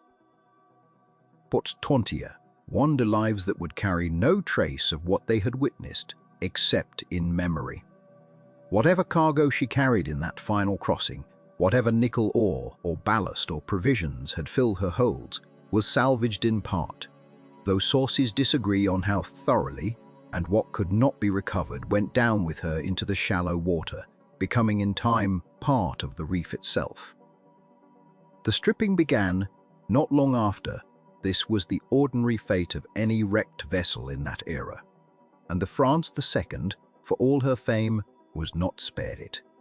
Salvagers came. First, perhaps officials and agents connected to her owners, and then others, local and passing, drawn by the plain economic fact that a ship of her size carried within her an enormous quantity of material that still held value even in ruin. Brass fittings, rigging, hardware, whatever machinery had been aboard her, copper and iron in their many forms, all of it was worth taking, and over months and then years, much of it was taken. The masts, those 4 great steel towers that had made her among the tallest sailing ships ever raised, came down, eventually, whether toppled by weather or deliberately felled for their metal. The record does not say with certainty. What is certain is that the ship that had once stood complete and proud above the water began, piece by piece, to become something less than a ship, a hulk, a wreck, a source of salvage, and finally, simply a reef marker, a shape beneath the surface that boats learn to avoid. There is something in this slow disassembly that deserves to be sat with rather than hurried past. A ship does not vanish all at once, even when her sinking is sudden. The France II went down in a single night, but her true ending took years, unfolding through the patient work of scavengers and storms and the ordinary corrosion of steel in salt water, until the vessel that had been the largest sailing ship ever built became bit by bit, indistinguishable in the mind of the wider world from any other forgotten wreck on any other reef. This is the quiet tragedy in it, if tragedy is even the word.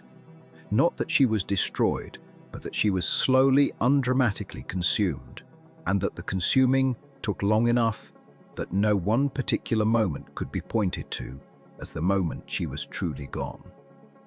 New Caledonia itself, memory of the wreck, lingered longer than it did in France or in the wider maritime world, as is often the case with such things. The place where an event happens holds it closer than the places merely told about it. Local accounts, passed among sailors and fishermen and the small communities along that stretch of coast, kept some knowledge of the wreck alive, though the details, as happens with oral memory, shifted and softened over the years. Some who lived near the reef could point to where she lay. Some knew her by name, could say she had once been the largest sailing ship afloat, could gesture toward the water where her ribs and plating rested beneath the surface. But this was local knowledge held by a relatively small number of people, and it did not travel far, nor did it insist upon itself. The wreck became for the colony, and later the territory, a feature of the coast rather than a monument present, known to those nearby but not commemorated in any grand sense, not marked with the kind of memorial that might have kept her story alive in the wider consciousness of the world that had once marveled at her launch. This is perhaps the natural fate of even the greatest ships once they are lost. The France II had been built to be seen. Her size itself was a kind of announcement, a statement made in steel and canvas, about what the age of sail could still achieve, even as that age was ending. But a wreck, however large, does not announce itself.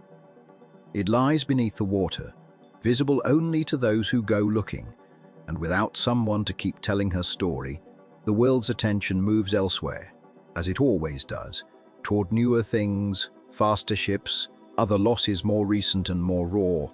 The men who had built her, who had watched her raised at Bordeaux, who had celebrated her launch as a triumph of French shipbuilding, aged and died as men do, carrying their memories of her with them, and each year the number of people who could speak of the France II from direct experience grew smaller, until eventually there were none left at all. And what remained of her existed only in records, in photographs, in the fading knowledge of a few communities near the reef where she had gone down. Wider maritime record, too, moved past her with a swiftness that might seem indifferent, though it was simply the ordinary way of things. Ships were built, sailed, and lost throughout that era in numbers that made any single loss, however historically significant, only one entry among many in the registries and insurance ledgers of the shipping world. The France II's owners had other concerns after her loss, other vessels, other cargoes, the ordinary business of commerce that did not pause for mourning.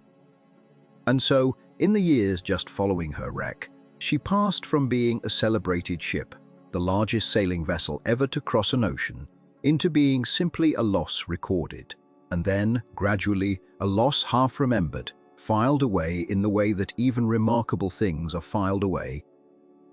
It is worth pausing here before the story moved toward what would later be rediscovered of her, to consider this passage of forgetting on its own terms. There is no villain in it, no single decision that consigned her to obscurity.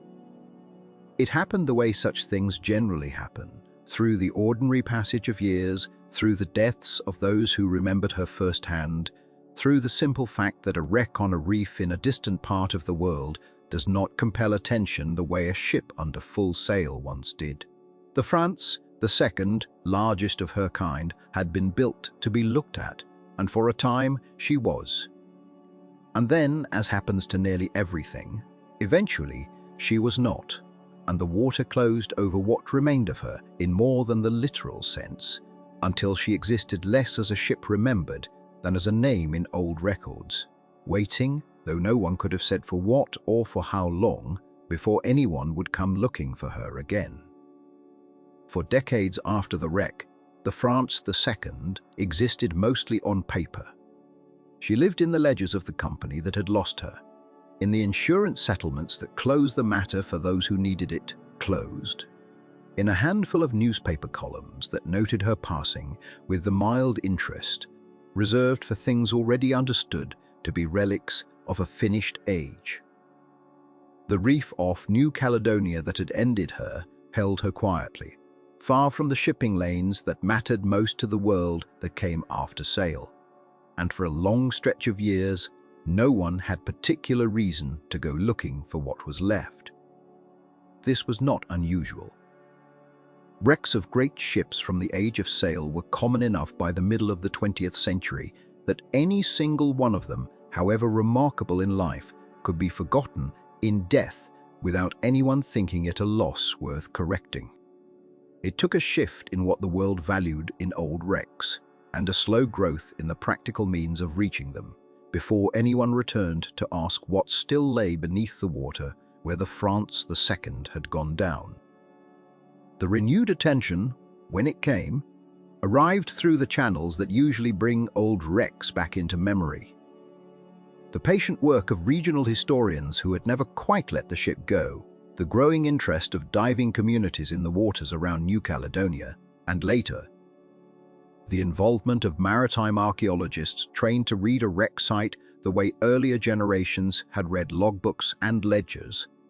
New Caledonia itself, a French territory with its own layered maritime history, held local memory of the wreck in a way that mainland France, occupied with newer losses and newer wars, had largely set aside. It was this local thread, more than any single dramatic rediscovery, that kept the France II from disappearing entirely from record. Divers who knew the reef, and later those who came specifically to study it, found that the ship had not vanished so much as settled, her steel hull broken and scattered, but not erased, resting in the shallow, clear water, in pieces large enough to still suggest the scale of what she had been. What they found, according to the accounts that survived from these later surveys, was a wreck consistent with a large, steel-hulled sailing vessel that had gone down hard onto a reef, rather than sinking slowly into open water. The hull, built of riveted steel plate in the manner common to the great sailing ships of her generation, had broken apart under the combined stress of the grounding and the years of wave action that followed. But sections of it remained recognizable enough for those who dove the site to trace the outline of a hull that had once measured among the longest ever built for sail. Divers reported finding portions of the frame still holding their shape, rusted and colonized by coral, but legible in structure to those who knew what they were looking at.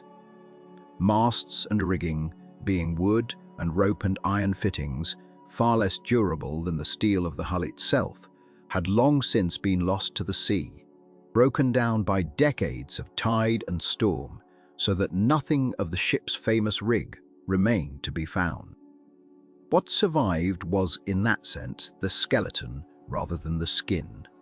The steel bones of the hull, some deck fittings, portions of machinery, and scattered, smaller artifacts that had settled into the surrounding sand and coral as the ship broke down around them. This distinction between what endures and what does not is central to understanding any wreck of this age, and the France II is no exception. Wood, rope, canvas, and paint disappear from the underwater record within years or decades, leaving only the more resistant materials, iron and steel foremost among them, to mark where a ship went down. For a vessel whose fame rested so heavily on her rig, on the sheer number and reach of her masts and sails, the fact that none of this survived in any recognizable form means that what divers encounter at the site bears little visual resemblance to the ship as she appeared under sail. What they find instead is the more abstract testimony of the hull structure itself, a testimony that speaks to her construction rather than her appearance, and it is this structural evidence that has proven most valuable to those trying to understand her more precisely. The renewed interest in the wreck coincided with a broader, quieter debate among maritime historians over the true dimensions and standing of the France II, a debate that the physical remains have helped inform without fully resolving. Contemporary accounts from the time of her launch had already varied somewhat in their reported figures. As is often the case with large engineering projects described across multiple sources, with different conventions for measurement, and later historians working from archival plans, insurance records, and now in some cases, direct examination of the wreck, have continued to refine and occasionally dispute the exact figures attached to her. Some place her firmly as the longest sailing ship ever built to that date, a distinction generally accepted with confidence given the surviving plans and comparisons to her known rivals.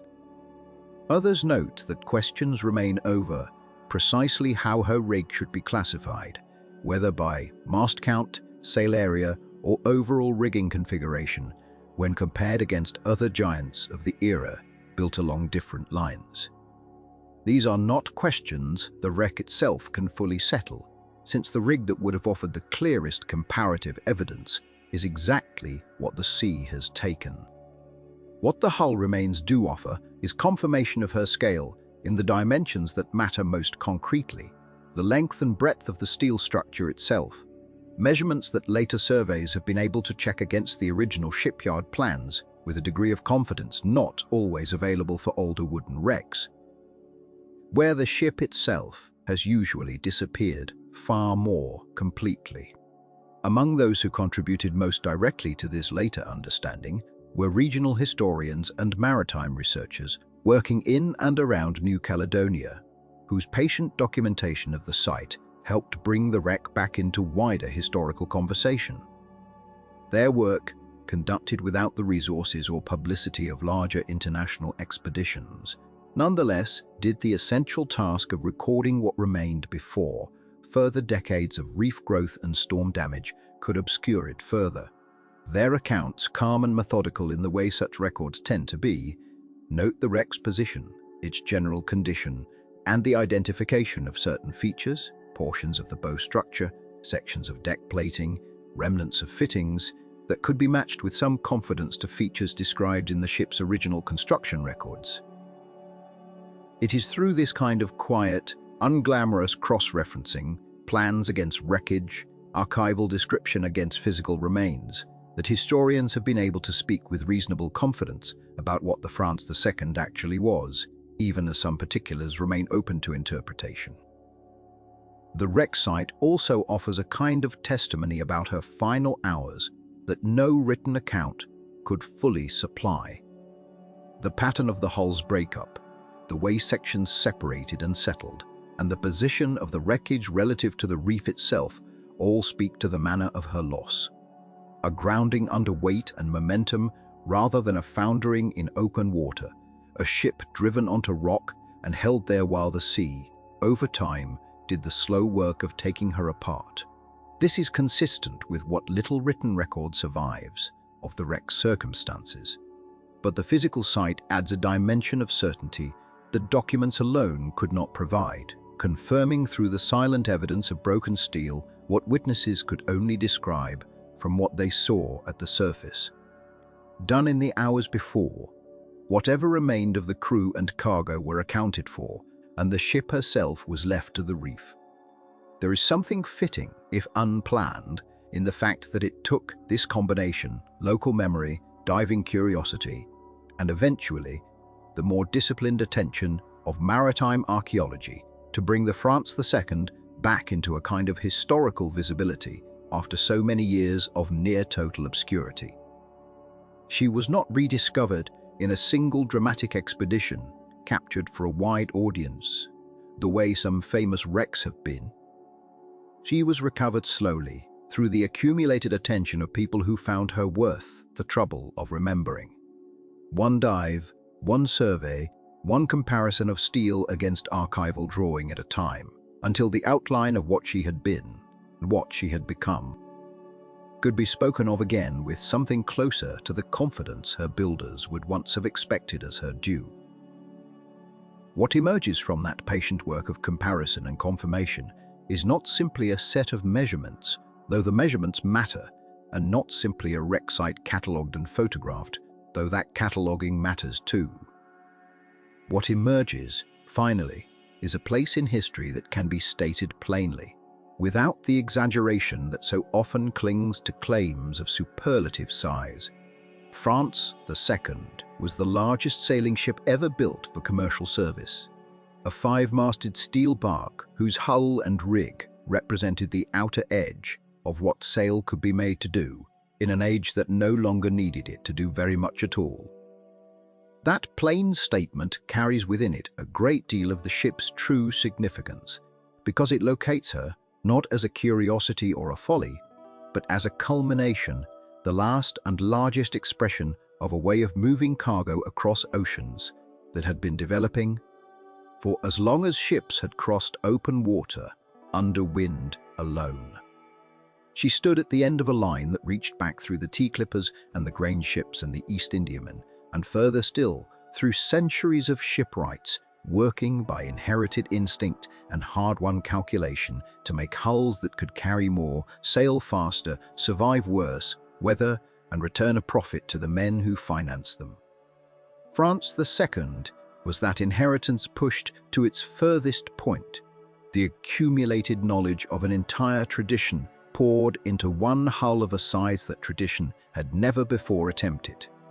It is worth sitting with how strange a thing that culmination was, arriving as it did, not at the height of sail's usefulness, but very near its end. By the 1890s and the first years of the 1900s, when Antoine-Dominique Borders was drawing up the plans that would become France II, steam had already proven itself across most of the world's shipping lanes.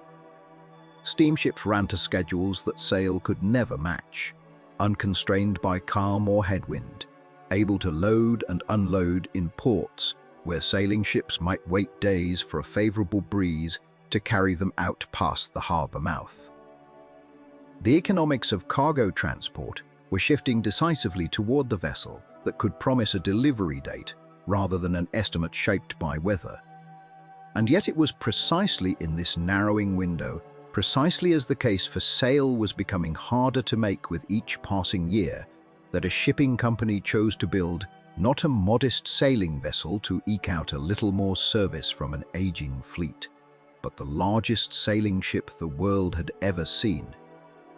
There is something almost defiant in that choice, though defiant may be too dramatic a word for what was, at bottom, a calculated commercial decision about the nitrate trade and the particular economics of the Cape Horn route, where sail retained certain advantages a little longer than elsewhere.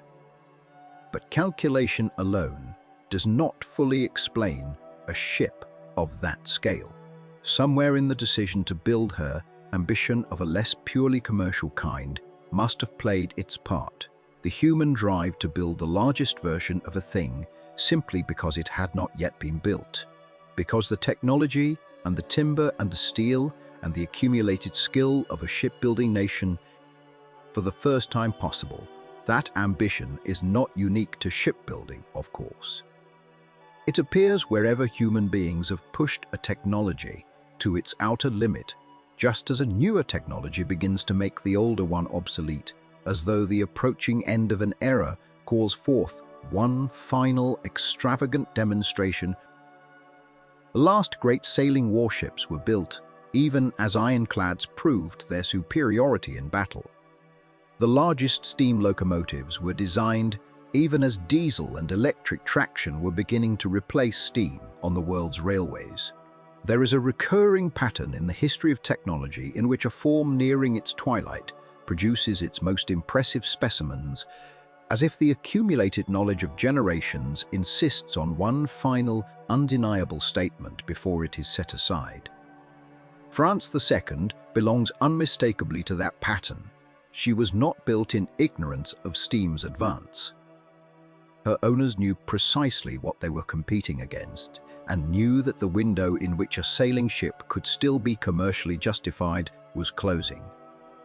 And yet, she was built anyway, at the largest scale sail had ever reached, as if the closing of that window made the achievement more urgent rather than less. The paradox at the center of her design deserves to be named plainly because it captures something essential about what she was. France II was built of steel, not timber. Her hull and masts and yards fabricated from a material that owed everything to the industrial age that was displacing sail in the first place. She carried an auxiliary engine, however modest its power, relative to her size, a concession to the same steam technology that her owners were, in building her, implicitly arguing could still be outcompeted under the right conditions. She was, in other words, a sailing ship made possible only by the tools and materials of the very era that was rendering sailing ships unnecessary.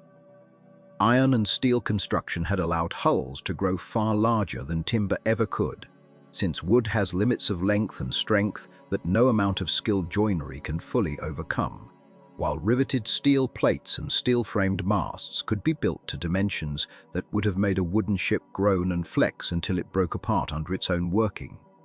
So the very largest sailing ship ever built was, in her material substance, less a triumph of the age of sail than a product of the age that succeeded it, a hybrid vessel using industrial methods to build the biggest possible version of a pre-industrial form of transport. She was sail's last gasp, drawing breath through steel lungs, gliding forward under fabric wings but through a hull that no shipwright of the age of Nelson would have recognized as belonging to his tradition at all. That hybridity is not a flaw in her story, but its very essence, the thing that makes her worth remembering as more than simply the biggest of her kind. She stands as a marker of transition itself, a vessel built at the precise moment when one technology was consuming the tools of its successor in order to make one final, magnificent statement of its own possibility.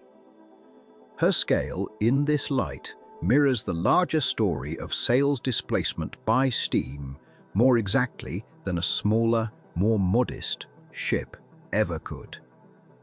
The bigger she grew, the more clearly she demonstrated both what sail could still achieve and how much industrial material and industrial method had been required to achieve it. Every additional foot of steel hull, every additional yard of steel mast testified simultaneously to the ambition of her builders and to the quiet truth that wind alone, worked by canvas and rope in the old manner, could no longer have supported a vessel of such size without the intervention of the very technology that was making her obsolete. And so her eventual loss, sitting derelict and then wrecked on a reef far from the trade she was built to serve, reads now as something closer to inevitability than tragedy, though it remains touched by sadness all the same. She was a vessel whose scale had outrun the economic world that might have sustained her, built at the very moment when the calculation that justified sailing ships at all was tipping decisively towards steam, and so her working life was necessarily brief, her decline built into her very conception. There is a kind of honesty in that outcome, a refusal on the part of history to soften the underlying truth that no amount of size or ambition can hold back a change in the fundamental economics of a trade. Her fate mirrors the fate of the age of sail itself.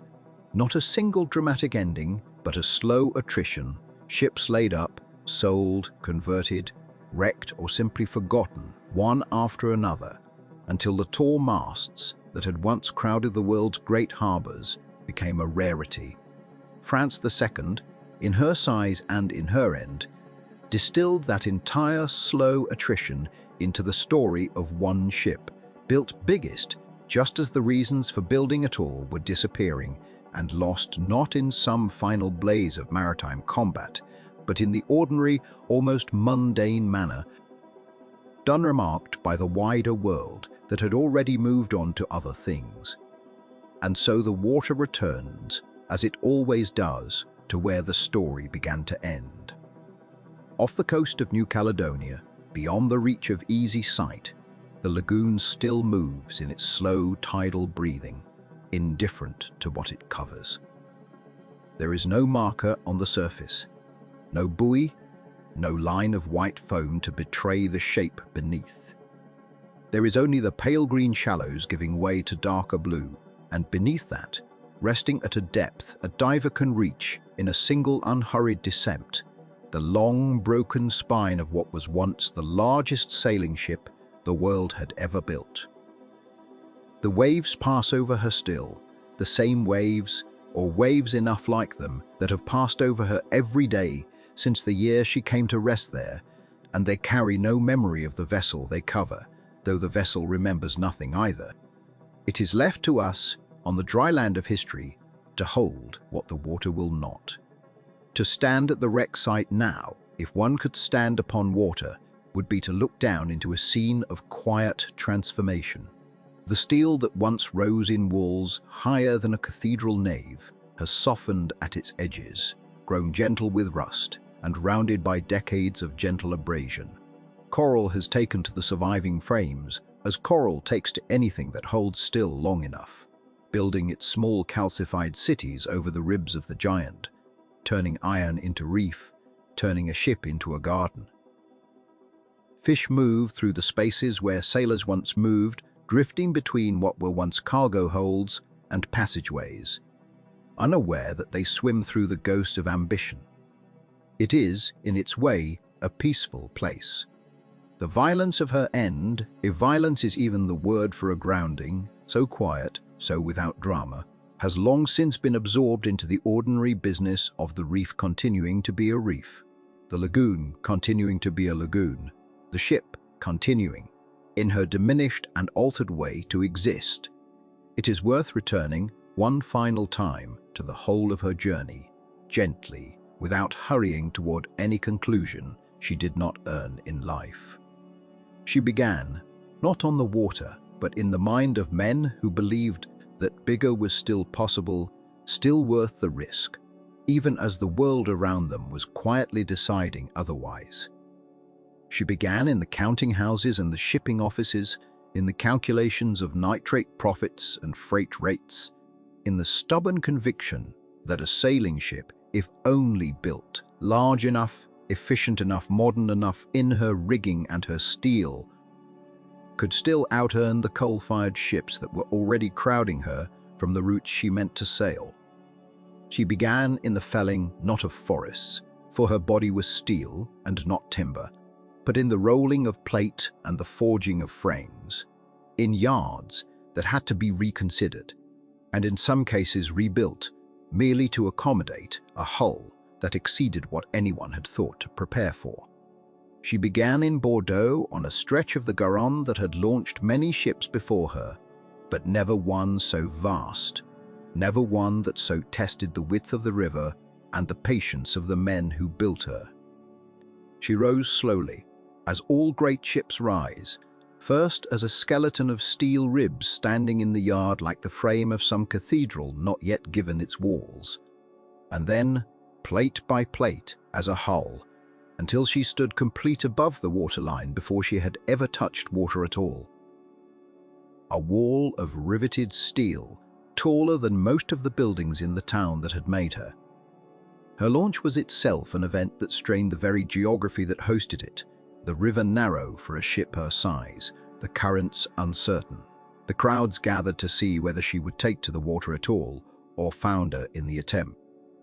She did take to the water, in the end, sliding free of her ways into the Garonne, with the ponderous, unstoppable motion of something too large to be anything but inevitable once it had begun to move. She was rigged as a bark, her 5 masts strung with more square canvas than any vessel before or since would carry, a system of steel wire and steam winches standing in for the small crews that could no longer be afforded, technology called upon to compensate for what economics had already taken away. She sailed, when she sailed, into the Cape Horn trade, into the nitrate ports of Chile, into the long grey swells and the screaming winds of the Southern Ocean, carrying in her holds the fertilizer that fed the fields of a hungry world, and carrying home, when she carried anything at all, whatever cargo could be found to justify the voyage. She was, by the account of those who served upon her, a demanding ship, slow to answer her helm, difficult in close water, but capable in open sea of a majesty that few ships before or since could match, 5 towering masts drawing steadily westward under full sail, hull humming with the strain of her own size. She held her record, or something close to it, depending on how the historians of tonnage chose to measure such things, standing at the summit of a long human contest to build vessels larger than the last, a contest that had occupied shipwrights and rulers and merchants for centuries, and that found in her something very near its final entry. She was taken into war, pressed into transport service, in a conflict that had little use for sailing ships, but could not yet afford to ignore one so large, and she survived that service to return, afterward, to a trade that had grown even thinner, even less capable of supporting a ship her size. She sailed on, past the point where sailing still made economic sense, kept afloat, more, by inertia and by the reluctance of her owners to admit defeat, than by any real prospect of profit. And then, in the ordinary course of an ordinary voyage, in weather that other ships would have weathered without incident, she found herself unable to answer her helm quickly enough, and the reef that had waited in that channel for longer than anyone could say received her gently, without ceremony, and would not let her go. Her crew survived. That fact deserves to be said again in this final accounting, because it is easy, in a story built around scale and record and loss, to forget that the measure of a disaster is not only in the size of what was lost, but in what was spared. No one died in her grounding. She settled onto the reef with the same patience that had marked so much of her existence, and her people climbed down from her decks and away from her, leaving her, at last, alone. She was not salvaged, could not be salvaged, was too large and too remote and too little valued by a world that had already begun to forget what sailing ships had once meant.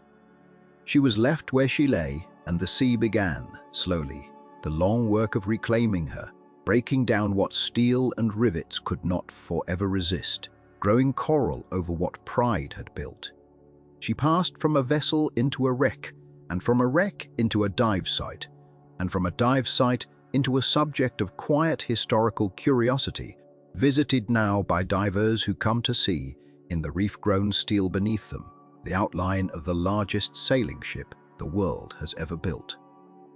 And that perhaps is the final image worth holding onto, not the launch, not the record, not even the wreck itself, but the water above it, now moving as it always has, catching the light in the ordinary way that light is caught by water everywhere, giving no sign of what it covers. Ships have always been built to be larger than the world could comfortably hold, and the world has always eventually made its peace with them, folding them back into the ordinary business of tides and reefs and slow forgetting. France II was only the last and largest chapter in that very old story, the story of ambition measured against water, of steel measured against wind, of human beings insisting, again and again across the centuries, that something larger was possible, and finding in the end that the sea receives all such insistence with the same patience. Untroubled silence. If this story of the largest sailing ship ever built has held your attention through its long journey, there are other great ships waiting quietly on this channel. Other hulls raised, other voyages sailed, other fates settled gently into deep water.